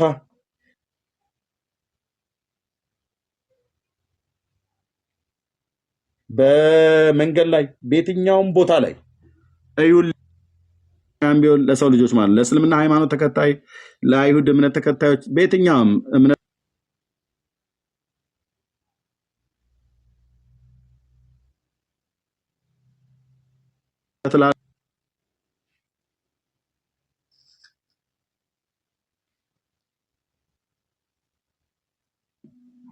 ሁለት ዘመን እያለቀ ነው ማለት የዚህ ዓለም ዕጣ ፈንታ ሊዘጋ ማለት ነው። ምዕራፉ ሊዘጋ እንዲሁ ያላችሁ ጌታ እግዚአብሔር ምስክር ነው። ጌታችን ኢየሱስ ክርስቶስ እስኪመጣ ድረስ ይሄ የቲክቶክ የሶሻል ሚዲያ አገልግሎት የሚቀጥል ከሆነ ማለት ነው። ባለፈው እንደውም ራሽያ ቆርጬ ነው የምበጥሰው ብላለች አሉ። እዚህ ሰሜን ዋልታ ንፍቀ ክበብ ላይ ነው የዚህ የዓለሙን ኢንተርኔት ውሃ ውስጥ ነው የቀበሩት ብለው ሲናገሩ ሰማው። መስመሩ ማለት ነው። እና ኒኩለር ሰርጓጅ መርከቧን ወስዳ ራሽያ እዛ አድርጋ ካልሆነ በጥሰዋለሁ ምናምን ነገር ብላለች የሚባል ነገር ሰማሁ። እና ቢበጥሱት እንዳለ የኮምፒውተር ሲስተም የዓለም ሲስተም ሙሉ በሙሉ ነው ሸዳውን የሚሆነው። ምናልባት ስፔስ ላይ የሰቀሉ ካልሆነ በስተቀር ማለት ነው። እና ግን እንደዚህ የመቋረጥ ነገር ቢገጥመውም ባይገጥመውም ግን አንድ ቀን እንደዚህ ቲክቶክ ላይ እንደዚህ እየሰበክን እኔም ኢየሱስ ጌታ ነው እያልኩ አንተም ኢየሱስ ጌታ ነው እያልክ እዚህ እንትናም ታች ያለውም ደግሞ እናትክን እንዲህ ላድርግልህ አባትክን እንዲህ ላድርግልህ እያለ መለከት ተነፍቶ የምናየው ሰማይ አንድ ቀን ጢም ብሎ ከእልፍ አላፋት መላእክት ጋራ ኢየሱስ ያድናል ኢየሱስ ጌታ ነው ብለን የምንለው አምላካችን ሲመጣ በሱ በመምጣቱ ፊት እኛ እንደማናፍር ነው የምነግርህ። በክርስቶስ ኢየሱስ ስላመንን ስሙ ሲጠራ በመራገማቸው በመሳደባቸው ሲመጡ በሱ ፊት ምን ሊሉ እንደሚችሉ አስብ። እኛ አናፍርም።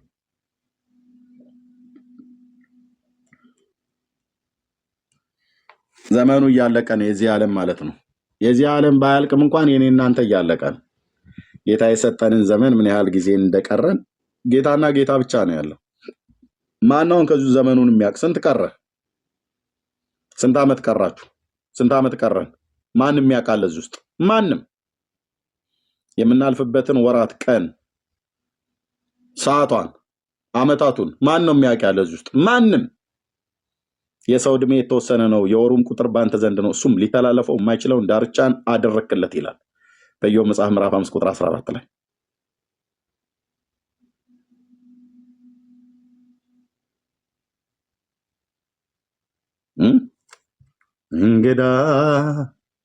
እንግዳ ነኝ በዚህ ምድር ላይ።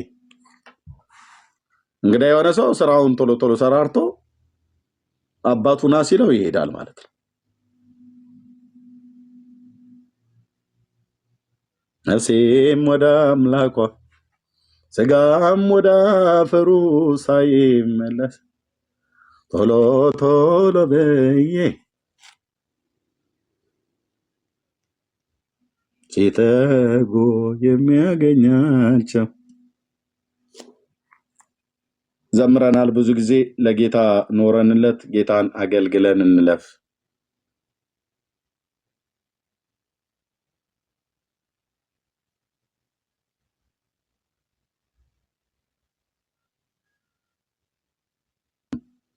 ከአመፃችንም ከአመፃዬም ከድፍረቴም ከስተቴም እግዚአብሔር እንዲፈውሰን እንዲያድነን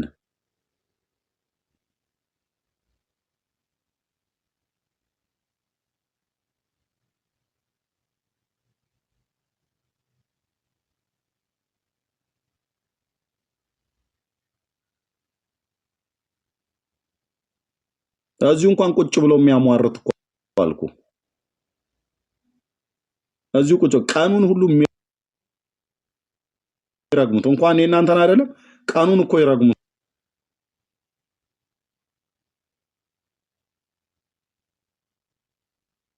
ይላል። መርከለን ያንተ ክንድ ስለደገፈን ተኝተን ነቃን። ቸርነትና ምሕረት ስለተከተለን እስከዚህ ቀን ድረስ አደረስከን። ክብር ለስምህ ይሁን በለን። ጠዋት አይኖቻችንን ገልጠን ፀሐዩን አይተን የዛሬዋ ፀሐይ በጣም ደስ ይላል ብለን የምንልባት ጠዋት ወይ ደግሞ ለሌሊት ጸሎት ላይ ስንነሳ እንደምንለው እነሱም ደግሞ በመንፈስ ምሪት ተነስተው አስቀድመው ቀኑን ይረግሙታል። ነገ ሰኞ ነው አይደል? ይሄ የነገ ሰኞ ቀን ብለው በቀኑ ላይ የሚንቀሳቀሱ ሰዎች ብለው እነሱ የሚያወጡት የእርግማን ቃል ትውልዱ ላይ ቀኑ ላይ እንዲሰራ። ለዚህ ነው ቀኖቹ ክፉዎች ናቸው ብሎ ያለው። ይረግሙታል ቀኑን። ሌዋታንን ለማንቀሳቀስ ይላል፣ እባብን ለማንቀሳቀስ። እኛ ደግሞ ቀኑን በጌታ ስም እንቀድሰዋለን፣ ባርከዋለን። ጌታ እግዚአብሔር ለዘላለም ስሙ ይባረክ። ወገኖቼ ተባረኩ። እንግዲህ የምንኖርበት ሰዓት አገር የተለያየ ሰዓት ነው። ብራይት የማውን የመጣችው ቢኒያም ማውን የመጣው ኤርምዬ ሰላም ለዚህ ቤት ይሁን። ልጠይቅ አንድ ጥያቄ ነው። ጥያቄ ስታስተምረው የጫረብኝ ነው። ከየት ቤተ እምነት ነው ወንድማችን? ኦርቶዶክስ ነኝ። እሺ እሺ ሰላም። እሺ አንድ ሰው ጸጋ ያለው ሳይላክ ማገልገል ይችላል? ጸጋ ያለው ጸጋማ ካለው ከእግዚአብሔር ከሆነ የተሰጠው ያ ጸጋውን የሰጠው እግዚአብሔር ካልተላኩ እንዴት ይሰብካሉ ይላል። ጸጋ እንግዲህ የተለያየ ጸጋዎች ስለሆኑ ለምሳሌ እግዚአብሔርን ቃል እንዲሰብኩ የቃሉ አገልጋዮች የሆኑ ሰዎች አሉ። ደግሞ ላይላኩ ደግሞ በመምከር ደግሞ በአንድ ቦታ ላይ ሆነው ወይ በቤተክርስቲያን ውስጥ እንደነሱ አይነት ሰዎች አይላኩም። መላክ ማለት ከቦታ ቦታ ሄደው የእግዚአብሔርን ቃል መስበክ፣ ማስተማር፣ ቅዱሳንን ማነጽ፣ የእግዚአብሔርን ቤተክርስቲያን መትከል፣ ማነጽ፣ ከክፉ ትምህርት መከልከል ምናምን ነገር እንደዚህ ብሎ የሚለው እነሱ ጸጋ ተሰጣቸው ድረስ ጸጋውን የሰጣቸው እግዚአብሔር ይልካቸው።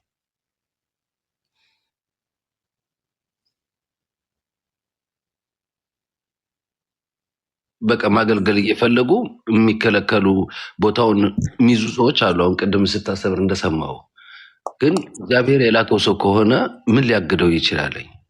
መላክ የሚቀድም ከሆነ እግዚአብሔር አሁን ለምሳሌ እነ ኢሳያስን ጌታዬ እኔን ላከኝ ይላለኝ እና ከተላከ ማን ሊገድበው ይችላለኝ? ማንም አይገድበው። ለዛ እኮ ነው እኔ አሁን የእግዚአብሔር እሺ ቢኒያው ምንድነው አለ ቢኒ አይ ጥያቄው አስተካክሎ ነገር ግን ለምሳሌ አሁን ኤፌሶ ምዕራፍ 4:7 ላይ ነገር ግን እንደ ክርስቶስ ስጦታ መጠን ለእያንዳንዳችን ጸጋ ሰጠን ይላል። በክርስቶስ ኢየሱስ የሚያምን ሰው ሁሉ ጸጋ ተሰጥቶታል። የተለያየ ጸጋ አለው።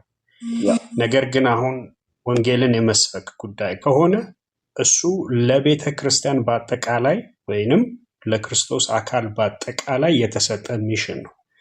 ለአንዳንዶች ሙሉ ጊዜያቸውን የተለያየ ያው የጸጋ መጠኑ ሊለያይ ይችላል። ለአንዳንዶች በላይካውን እንደነ ኤርሚ እንደሚያደርጉት ሙሉ ጊዜያቸውንም ሙሉ ነገራቸውንም ዴዲኬት አድርገው የሚያገለግሉ አሉ።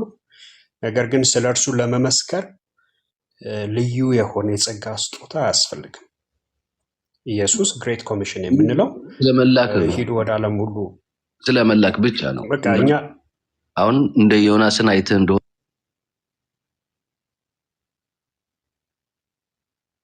እንደ ኢሳያስ እንደገና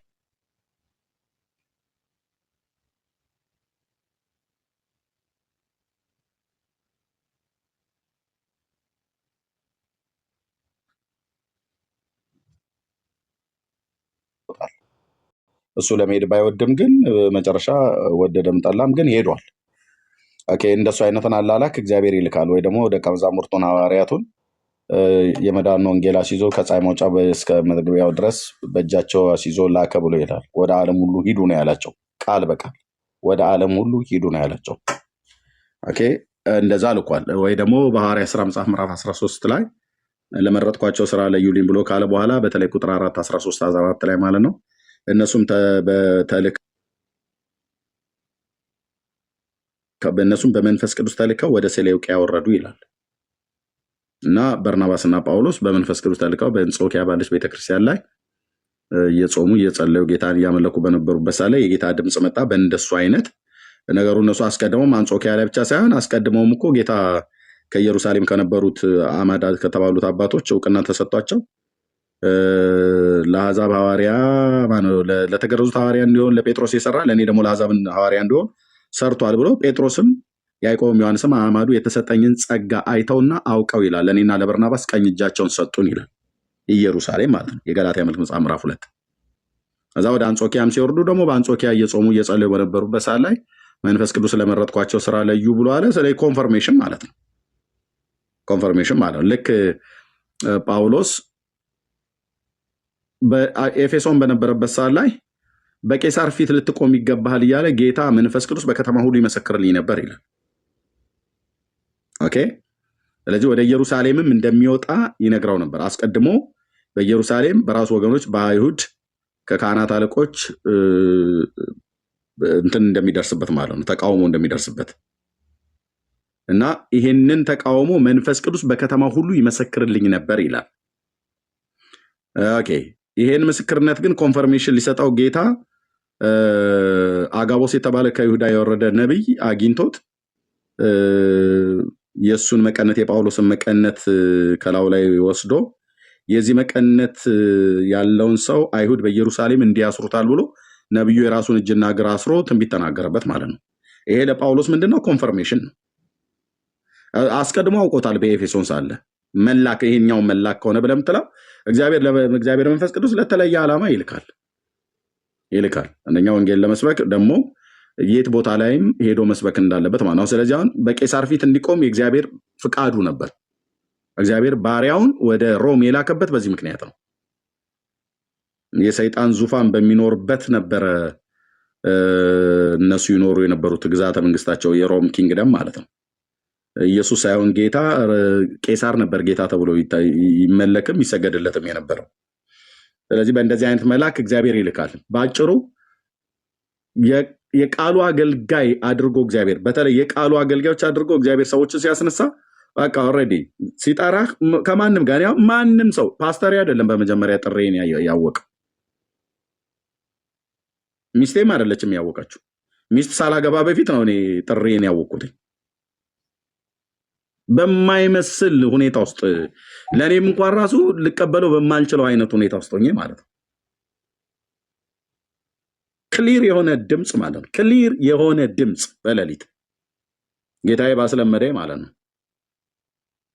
አንድ አይደለም፣ 1 ዓመት አይደለም፣ 2 ዓመት አይደለም፣ 3 ዓመት አይደለም ምናምን ነገር ማለት በተለያዩ አገልጋዮች በኩል ለእኔ ሲናገረኝ እኔ ሳመነታ የሚበላው የሚጠጣው ምን አደረገል ገና ልጆች አልወለድኩም፣ ሚስት አላገባው ነበር ያኔ ምን በላይው ምን ጠጣው ምናምን ነገር እያልኩኝ የሂሳብ ስሌቱን ሳስቀምጥ አንደኛ አዲስ አበባ ነበር ኖሬ የነበረው የሚያስጠጋኝ ለቤት ኪራይ ምናምን ነገር ምንም በቃ እኔው ራሴ ሮጬ እኔው ተላልጬ እኔው ተገባብጬ ማመጣው ማለት ነው። እና ግን እግዚአብሔር እፈልጋለሁ ሲል አይመስለኝም ነበር። በእውነት አይመስለኝ ጌታ እግዚአብሔር ምስክር አይመስለኝም ነበር። በጣም ደጋግሜ ነግሬያቸዋለሁ። እዚህ እንኳን አይመስለኝም ነበር። እነ ፓስተር ፋሲል ኃይለማርያም የክብር ደመና ቤተክርስቲያን እሳቸውን አያስታውሱትም። እኛ ቸርች ሊያገለግሉ መጥተው ጉባኤ እግዚአብሔር ስለ እግዚአብሔር ሞገስ በሚያስተምሩበት ሰዓት ላይ ስለ ቅድስና ሆሊነስ ቱ ዘ ሎርድ የሚያገለግሉበት ሰዓት ላይ እግዚአብሔር አምላክ ሲናገረኝ አስታውሳለሁ። እና ወንድማችን ዓለምነህ ጀንበሩ አስታውሳለሁ። በተለይ ከምንም በላይ የማረሳው ከኔ ውጪ በሌሎች የተናገሩ ማለት ነው። በተለይ ማረሳው የምለው ያቺ የሐረር ሙሉ ወንጌል ቤተክርስቲያን አገልጋይ የሆነችው አሁን አዲስ አበባ ገብታለች። ትቅደም ነው ስሟ፣ ብዙ ጊዜ ስሟ ይጠፋብኛል። ትብለጥ ነው ትቅደም የሐረሯ ታስታውሳለች። ብዙ ጊዜ ሳወራት ስለሰማችሁ ማለት ነው ሳነሳት። ትብቃ ቴንኪው ትብቃ ነቢይ ትብቃ ማለት ነው። የሐረር ሙሉ ወንጌል ቤተክርስቲያን እኔ ታውቅልሃለሁ። ሐረርን በተሐድሶ ተልኬ ሄጄ ማለት ነው በእሷ በኩል እግዚአብሔር የተናገረኝ አንተ በቃ የጸጋ ስጦታ የለም ብዬ አፌን እንዳልከፍት እኮ ካደረገኝ ነገር እግዚአብሔር በህይወቴም ሲሰራ ስላየሁት በክርስቶስ ቤተክርስቲያን ውስጥ ሲሰራ ስላየሁት ማለት ነው። በዚህች እህት በኩል እግዚአብሔር እንደዚህ ክሊር አድርጎ ነገረኝ። ትብቃ አሁን አዲስ አበባ ነው ያለችው። ኤርሚዬ እኔ አሁን በክርስቶስ ዘመን 12 ሐዋርያቶች ነው አስጠንቅቆ የላካቸው ወደዚህ ምድር ላይ። በአሁን የሚገቡ ደግሞ ጥቂቶቹ ነው ይላል። እና እነዚህን አገልጋዮች አሁን እንዴት ነው መለየት የምትችለው? አሁን ለምሳሌ እኔ አሁን ብዙም ጊዜ አገልጋዮችን ማየው በዚህ በማቴዎስ ምዕራፍ 10 ላይ በተቀመጠው ነው። አንድ አገልጋይ የእግዚአብሔር አገልጋይ መሆኑን ማውቀው መጀመሪያ መንግስተ ሰማያት ቀርባለች እያለ ነው የሚያወራ። እና ብዙን አገልጋይ ስታየው ከራሱ ነው የሚጀምር እና ተልከዋል ማለት እኔ ይከብደኛል አንዳንዴ።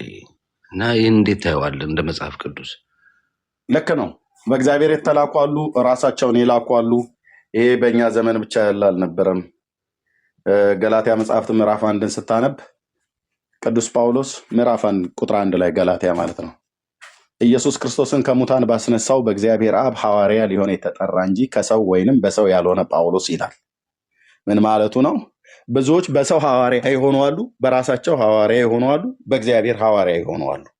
የሐዋርያው ቅዱስ ጳውሎስ የሐዋርያት ሹመት ኢየሱስ ክርስቶስን ከሙታን ባስነሳው በእግዚአብሔር አብ ነው ይላል ገላትያ መጽሐፍ ምዕራፍ 1 ቁጥር 1 ላይ ማለት ነው። ሌሎችስ በሰው የሆኑ አሉ፣ ራሳቸውን የሚያደርጉ አሉ። ልክ በዚህ ዘመን እንዳለው ማለት ነው። አሁን በክርስቶስ ቤተክርስቲያን ውስጥ ጸጋው ታይቶ ሐዋርያ ተብለው የተሾሙ አሉ፣ ራሳቸውን ደግሞ ይሾሙ አሉ። በሰው ደግሞ አፖስትል እየተባሉ የተጠሩ አሉ። ራሳቸውን ሐዋርያ ብለው መንፈስ ቅዱስ ሳይሾማቸው ጸጋውን ሳይሰጣቸው ሐዋርያ ብለው ያሉ እነሱ በቃ የዘመን ላይ ቡናኝ ናቸው። ቡናኝ አቧራ የሚያቦኑ ማለት ነው። ምንም አያመጡ ምንም። ያው በእግዚአብሔር መንግስት ውስጥ እንቅፋት ሆኖ ለጌታ ስም መሰደብ፣ ለክርስቶስ ቤተክርስቲያን መሰደብ፣ መነቀፍ ምክንያት ይሆናሉ እንጂ ምንም ጠብ የሚያደርጉት ነገር የለም። ወይ ደግሞ በመጽሐፍ ቅዱስ አረገው ጌታ ኢየሱስ ካልዘራበት አያጭድም። ዘርቶበታል ወይ ሐዋርያ ነኝ ብሎ ያለው ሰውዬ ላይ የሐዋርያነት ጸጋ ዘርቶበታል። ኢየሱስ ምርጥ ገበሬ ነው። ዘርቶበታል ወይ ሐዋርያነት? ዘርቶበታል ወይ ነብይነት? ዛሬ ነብይነትን ተነስተው ዛሬ ብቻ አይደለም ከድሮ ጀምሮ አለ። ልክ በጳውሎስ ዘመን እንዳልኩ ገላትያ መጽሐፍ ምዕራፍ 1 ቁጥር 1 ላይ በእግዚአብሔር አብ ቅዱስ ጳውሎስ ሐዋርያ ተብሎ ተጠርቷል፣ ለሐዋርያነትም ተመርጧል። በሰዎች ደግሞ የተመረጡ አሉ፣ በራሳቸው የተመረጡ አሉ። በኤፌሶን መጽሐፍ በራዕይ መጽሐፍ ምዕራፍ 2 ላይ በኤፌሶን ባለች ቤተክርስቲያን ላይ ሐዋርያ ሳይሆኑ ሐዋርያንን ብለው የመጡ አሉ። ኤፌሶን ቸርች ላይ ማለት ነው። ጳውሎስም ሐዋርያ ነኝ ብሎ ወደ ኤፌሶን ወርዷል። የእሱ ሐዋርያነት ከእግዚአብሔር አብ ነው። የነዛ ሰዎች ግን ሐዋርያነት ከነሱ ነው፣ ከራሳቸው። በሰዎች ነው ወይ በራሳቸው ነው የሆኑት? እና የኤፌሶን ቤተክርስቲያን አንዱ ከተደነቀበት አንዱ ሐዋርያ ሳይሆኑ ሐዋርያንን ብለው የሚሉትን መርምረህ ሐሰተኞች ሆነው እንዳገኛቸው አውቃለሁ ይላል። በቃሌ ስለምለው ገብታችሁ አንብቡ። ትንሽ አይኔን ስለደከመኝ አሁን ማንበብ አልችልም። እና ሐዋርያ ሳይሆኑ ሐዋርያንን ብለው የሚሉትን መርምረህ ሐሰተኞች ሆነው እንዳገኛቸው አውቃለሁ። እና ጌታ በዚህ አፕሪሺየት ነው ያደርገው ያንን ቤተክርስቲያን። ነብይ ሳይሆኑ ነብይ ነን ብለው የሚሉ የነበሩ እኮ ነበሩ። በቲያጥሮን ቤተክርስቲያን ላይ በቲያጥሮን ያቺ ኤልዛቤል የምትባለው ሴትየው ነብይ ነኝ የምትለውና ያላት ጌታ ነብይ ነች አላላትም። አሁን በጣም ብዙዎች ነብይ ነን ብለው ራሳቸውን ይጠራሉ። በጣም ምስኪኖች፣ ታላላ። ቅጣቱን አትችሉትም፣ በትሩን አትችሉትም፣ ብድራቱን አትችሉትም አልኩ። እሺ ሐዋርያው ቤካ ምናምን ነገር እኮ ማለት ይቻላል። ነብይ ዳጊ መባባል ይቻላል። አፖስትል ቢኒ መባባል ይቻላል። እርስ በርስ መባባል ይቻላል። እውነቱን ግን ለመናገር ቤካ ሐዋርያ ያደረገው እግዚአብሔር አብ ከሆነ ሰው አለው አላለው፣ ወይዘሮ ቤካ የሚበለው፣ ወይዘሪት ቤካ የሚበለው፣ አቶ ቤካ የሚበለው፣ ወንድም ቤካ የሚበለው፣ አፖስትል የሚበለው ምንም ቢዝነሱ አይሆንም። እግዚአብሔር አብ ከጠራው ስጦታው ራሱ ይታወቃል። ሰው በቃ ቤካ ላይ ይታወቃል። ማን ኦፍ ጋድ ብለው ስላልጠሩት ጉንጩን አያንጠለጠልም። ጥሪ ያለበት ሰው ማለት ነው።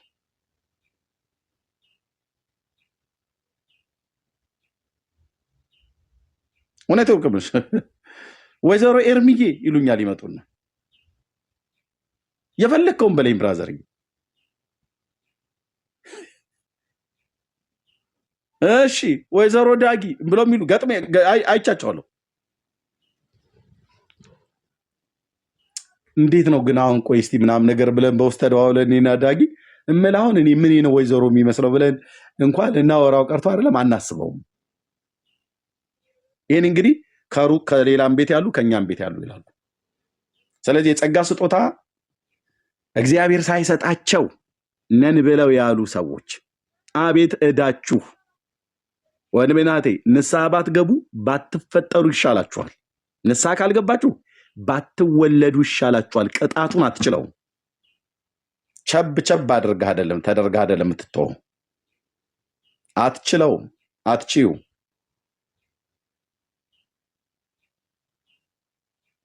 እሺ ፕሮፌት ሜን ኦፍ ጋድ ነገር እግዚአብሔር ነቢያት እንደሚያስነሳ እኔ በጣም ነው የማምነው። ወንድሞቼ እናቶቼ በጣም ነው የማምነው። እውነተኞች ነቢያት አሉ። የተሰጣቸውን ጸጋ ደግሞ አቢዩዝ የሚያደርጉ እየቀላቀሉ የጌታን ነገር ሲያረክሱ የሚገኙም አሉ። የብሉይ ኪዳን ሐሰተኞች ነቢያት እኮ አብዛኞቹ እውነተኞች ሆነው እኮ ተነስተው ዓላማቸውን ስተው ገንዘብንና ጉቦን ሲጠርጉ ከሴቱም ጋር ቅድስና አልባ የሆነ ኑሮ ስለኖሩም ጭምር እኮ ነው የተነቀፉት እንጂ ጥንቱኑ ሲነሱ አንዳንዶቹ ቀጥታ ሐሰተኛ ሆነው አይደለም የተነሱት። እውነተኞች የነበሩ በነዋይ ፍቅር ተታለው የዚህ ዓለም ነገር እንትን ብሏቸው ከጽድቅ ጎዳና ልክ ዴማስ የዚህን ዓለም ወዶ ትቶ እንደሄደ ማለት ነው። ግን ከጳውሎስ ጋር ነበር ይታይ ይሄ ሰውዬ ከ12 ሐዋርያት ውስጥ ባይሆንም ከጳውሎስ ጋር ሐዋርያ ተብሎ ባይጠራም ግን ከጳውሎስ ጋር የነበረ ነበር። ተሰሎንቄ ሲገባ ላፍ አለ። ማን እዚህ ማን ይሞታል እንዴ? ጳውሎስን በየሄደበት ከተማ በጥፊ ይሉታል። ኢየሱስ ያድናል፣ ኢየሱስ ጌታ ነው፣ ከሙታን ተነስቷል ብሎ ሲል ኤፌሶኒ ድርግም ይሰጡታል። ፊልጵስዩስ ሲሄድ በገደል ላይ ይለቁታል፣ ወርውረው ከበርናባስ ጋር ሞተ ብለው ትተውት በቃ ወስደው ከገደል ላይ እኮ ነው የፈጠፈጡት። ከተማይቱ ተሰርታበት የነበር ፊልጵስዩስ ላይ እንደዛ ነው እኮ ያደርጓቸው። ኢየሱስ ያድናል ብሎ ስለሰበከ ጳውሎስን ወስደው ገደል ውስጥ ጨመሩት ከበርናባስ ከተቱት። ይሄን መናፍቅ ብለው ማለት ነው። ለዓለም በሽታ የሆነ በሽታ ነው ራሱ በሽተኛ አይደለም ያሉት። ጳውሎስ ማለት ለዓለም በሽታ ሆኗል ብለው ነው ያሉት። እና ዴማስያ እኔ አሁን ከዚህ ሰውዬ ጋር እኔ ምን መከራዬን አስጠበሰኝ ብሎ በዘመንኛው በወጣቶቹ ንግግር ላፋለልሃ ተሰሎንቄን ሲያይ የወደብ ከተማ ናት፣ ሮማውያን ይዝናኑባት ነበር፣ እንዳሁኗ ኒውዮርክ አይነት ነገር ናት። በቃ እዛ ሄዶ ከአንዷ ቺክ ጋር ብለው እንደሚሉት ወጣቶቹ ከአንዷ ቺክ ጋር በቃ ዓለሙን ይቀነጥስልሃል። የጽድቅን ጎዳና ትቶ ተመለሰ። ጥሪ የሌለበት እንዲሆናል። ጥሪ ያለበትስ ጳውሎስ ጥሪ ያለበት ጳውሎስማ ምን እንዳለ ልንገርህ። ወደ ሞት እንደሚሄድ በኢየሩሳሌም እስራት እንደሚገጥመው እየጠበቀው እየነገረው ጌታ መንፈስ ቅዱስ በሮምም ሲሄድ በቄሳር ፊት ሊሞት እንደሚችል በመንፈስም እያመለከተው ከኤፌሶን ተነስቶ ሊሄድ ሲል አለቀሱ። ደቀ መዛሙርት ተሰብስበው ስቅስቅ ብለው ሲያለቅሱ ጳውሎስ ጋር ስለምንድን ነው እያለቀሳችሁ ልቤን የምትሰብሩት? አላየ አሳዝነውታል። ሲያለቅሱ አሳዝነውታል። ለምን ኤፌሶን ቅዱሳን ያለቀሱት? አትሄድብን ነው ጳውሎስን ዳግመኛ ፊቴን ልታዩት አትችሉም አንገናኝም ብሎ ሲላቸው ጭራሹን ደግሞ በጣም አለቀሱ።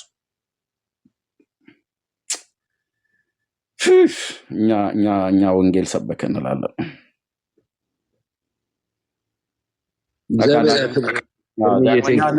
አንገናኝም ብሎ ሲላቸው አለቀሱ። ጳውሎስ ግን ከዛ ምን አለ? ልቤን እየሰበራችሁ ስለምንድን ነው የምታለቅሱት? እኔ እኮ አለ ጥሪ ያለበት ሰው እኔ እኮ ስለ ጌታ ስለ ኢየሱስ አይደለም ስለ እስራት ለመሞት እንኳን ቢሆን ተሰናድቻለሁ አለ። ዋት ለመሞትም ተሰናድቻለሁ።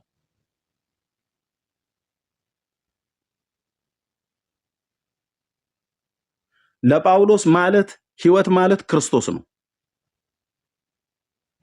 ለኛ ግን ህይወት ብለህ ብትል ኑሮ፣ ትዳር፣ ልጅ ምናምን ነገር ሚስት ሁሉ አለ። ጳውሎስ ግን ሚስት፣ ልጄን፣ ቅሌን፣ ጨርቄን የሚለው ነገር የለም። እኔ እውነቱን ልንገራቸው፣ እነ ቅዱስ ጳውሎስ ተሰጥቶ ያገለገለበትን አገልግሎት እያገለገልኩ ነው ብዬ እኔ ጉራዬን አልቸረችርም አልኩ። ግን ጥሪ አለኝ።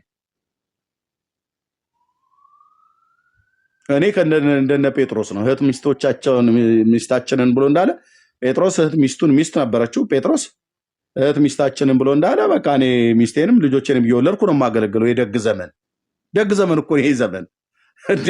ደግ ዘመን እኮ አልኩ። ደግ ዘመን ነው። በቤት ውስጥ እንኳን ቁጭ ብሎ ስድብ ፈርቶ ቁጭ ያለ አፖስትል የተባለ ማለት ነው። ከአዲስ አበባ ከተማ ወጥቶ የማያውቅ አፖስትል ነኝ ብሎ የሚል ሐዋርያው ተብሎ ይባላል። እንትን እኮ ሄዶ አያውቅም። ምነው ሰበታ እንኳን ሄዶ የማያውቅ ሰውዬ ማለት ነው።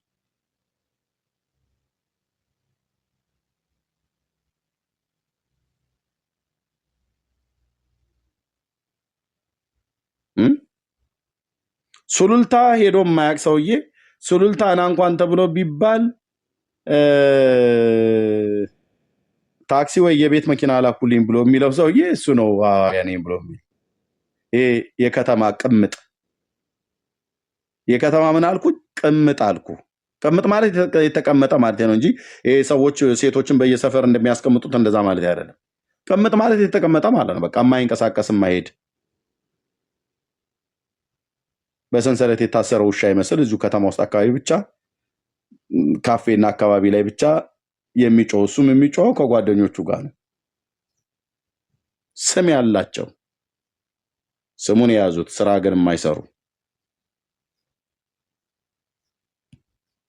እንደነኛ አይነት ሰዎች ነበሩ በነ ጳውሎስም ዘመን። ጥሪ ያላቸው ግን ሰዎች ወንድሞች፣ እናቶች ማንንም ይኸውልህ ኮምፕሮማይዝ አያደርጉ።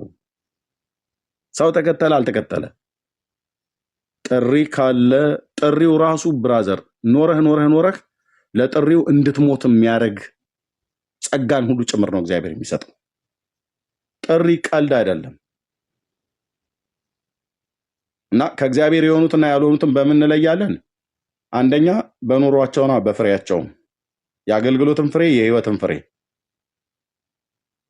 የአገልግሎት ፍሬ የህይወትን ፍሬ፣ ሁለቱንም ማለት ነው። የህይወት ፍሬ ማለት ልክ ቅድም ያነበብኩት ተሰሎንቄ ላይ ሁለተኛ ተሰሎንቄ መልእክት ላይ በእናንተ በምታምኑት ዘንድ በእንዴት ያለ ቅድስናና ጽድቅ ነቀፋ በሌለበት ኑሮ እንደተመላለሰን እናንተና እግዚአብሔር ምስክሮች ናችሁ እንዳለ ማለት ነው። የተሰሎንቄ ቅዱሳን እንኳን የጳውሎስን በቅድስናና በጽድቅ ነቀፋ በሌለበት ኑሮ እንደተመላለሰ ራሳቸው ምስክሮች ናቸው። ለዚህ ነው ከእናንተ ማንንም ገንዘብን አልዘረፍንም ይላል። አጭርና ግልጽ። ምለ ራእይን እንድትደግፊ ፎጣ ግዢ ምናምን ነገር እያለ ሲያምታታ አልነበረም። ጨውና ዘይት እራፊ ጨርቅ ሲሸጥም አልነበረም። አገልግሎት አልነበረውም? ነበረው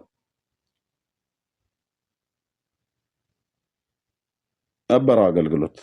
ጥሪ አልነበረውም? ነበረው። እንደውም በመንገዴ ስትሄዱ በሚሄድበት ሰዓት በጉዞ እንድትረዱኝ ብሎ 3 ጊዜ ጥያቄ ጠይቋል ጳውሎስ። የገንዘብ እገዛ እንዲያደርጉለት ማለት ነው ቅዱሳን። የጽድቁ መንገድ ይሄ ነው።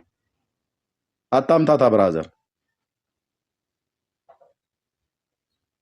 በቃ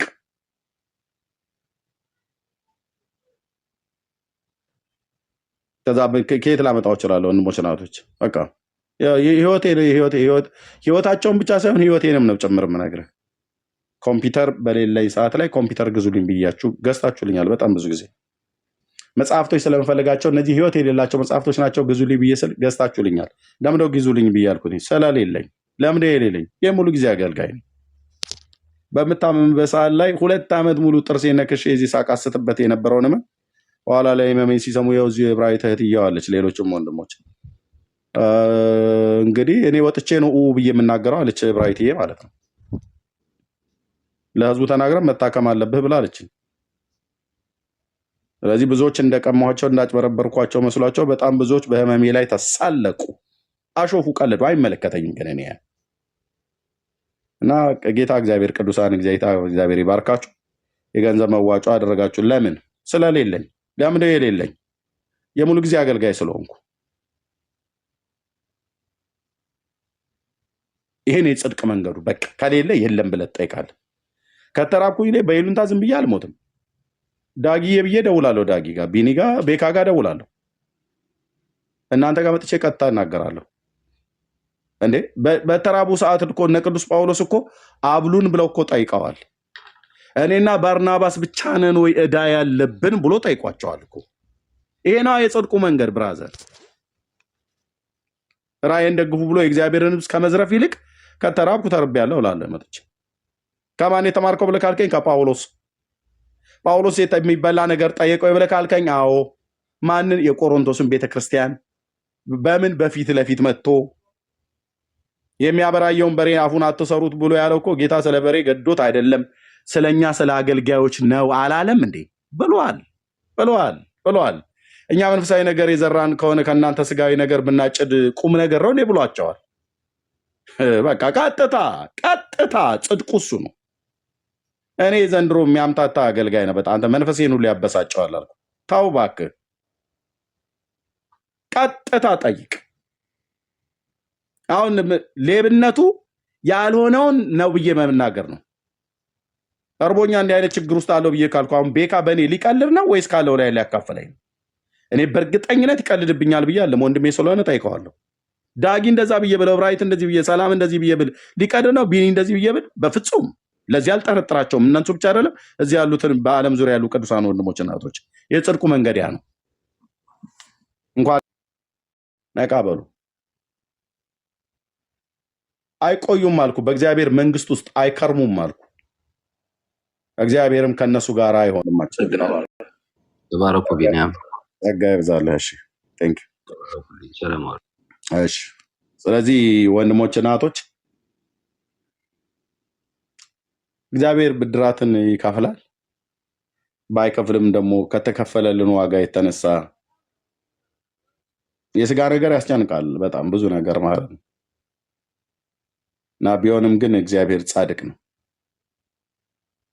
እግዚአብሔር ጻድቅ ነው። መኖሩን እንዴት አውቃለሁ ብላችሁ ካላችሁኝ በዚህ ጉዳይ ከዚህ በፊት ተናግሬያለሁ። እግዚአብሔር ቢረዳን እንማማራለን ወይ በቤተ ክርስቲያኔ ሳቀርብ ታዩታላችሁ፣ ወይ ደግሞ ከዚህ በፊትም አይ ቲንክ የተናገርኩበት ዩቲዩብ ላይ ያለ ይመስለኛል። እዛ ገብታችሁ ማየት ትችላላችሁ። ጥሪ እውነተኛ ጥሪ እንዳለኝ በምን አውቃለሁ ብላችሁ ካላችሁ ወንድሞችና እህቶቼ እውነተኛ ጥሪ እንዳለህ ከምታውቅበት ነገር አንዱ በመጀመሪያ በሰዎች በኩል ከመናገሩ በፊት እግዚአብሔር ላንተ ይናገራል። ላንተ ይናገራል። ኦኬ። ለምሳሌ እንዲህ አይነት ህልም ደጋግማችሁ ያያችሁ ሰዎች 77 ቁጥር ጻፉልኝ እስኪ። መጽሐፍ ቅዱስ ይዛችሁ በሌሊት በህልም ሰው ባለበት ሰዎች በተሰበሰቡበት ቆማችሁ መጽሐፍ ቅዱስን ገልጣችሁ ስትሰብኩ ደጋግማችሁ ህልም የምታዩ ደጋግማችሁ መጽሐፍ ቅዱስን ገልጣችሁ ሰው በተሰበሰበበት ደጋግማችሁ ህልም ያያችሁ ሰዎች 77 ቁጥር ጻፉልኝ። ሰላምዬ ጌታ ይባረክ። ወንድዬ ጌታ ይባረክ። አልማዝ ጌታ ይባረክ። የትዬ ዴቪድ እየሰማኝ ነው ወንድሜ? እየሰማችሁኝ ነው? እግዚአብሔር ለወንጌል አገልግሎት ይፈልግሻል እህትየው። በደንብ እኔ ጌታ ስለ አንቺ ስላሳየኝ እኔ ምንም አሁን አንቺ ጻፍሽ አልጻፍሽ ችግር የለውም። እብራዊትዬ አንቺን እንኳን ባይናገርሽ እኔ እግዚአብሔር ስጸልይ ከኔ ጋር ነው ራሱ እግዚአብሔር ያሳየኝ። ነግሬሻለሁ ደግሞ። ኦኬ ሌሎች 77 ቁጥር ጻፉ። ደጋግማችሁ አልኳችሁ፣ ደጋግማችሁ 77 ደጋግማችሁ ያንን ህልም ያያችሁ ሰዎች ሰው በተሰበሰበበት መጽሐፍ ቅዱስ ከፍታችሁ ለሰዎች ወንጌል ስትሰብኩ፣ ኦኬ በጣም ብዙ የእግዚአብሔር ወንዶችና ሴቶች ልጆች አላችሁ። እንግዲያው ምን ማለት እንደሆነ ልንገርህ። እግዚአብሔር አምላክ ለዚህ ለተቀደሰ አገልግሎት ይፈልጋችኋል። ታዲያ ጊዜ ሰጣችሁ አብዝታችሁ በእግዚአብሔር ፊት ጸልዩ። አንድ ሁለተኛ ጊዜ መድባችሁ ቁጭ ብላችሁ መጽሐፍ ቅዱስን አንብቡ። ሁለት ህይወታችሁን እግዚአብሔርን በመፍራትና በጽድቅና በቅድስና ኑሮ ለመኖር ጨክኑ፣ ወስኑ። ከምንም በላይ ግን የእግዚአብሔርን ቃል መስማትና ማንበብን፣ መማርን፣ መጠየቅን አብዙ። ማለት በቤተክርስቲያን ውስጥ ያሉ አገልጋዮችም ማለት ነው ያልገባችሁን ለመጠየቅ በህልም ማለት ነው እንደዚህ የምታዩ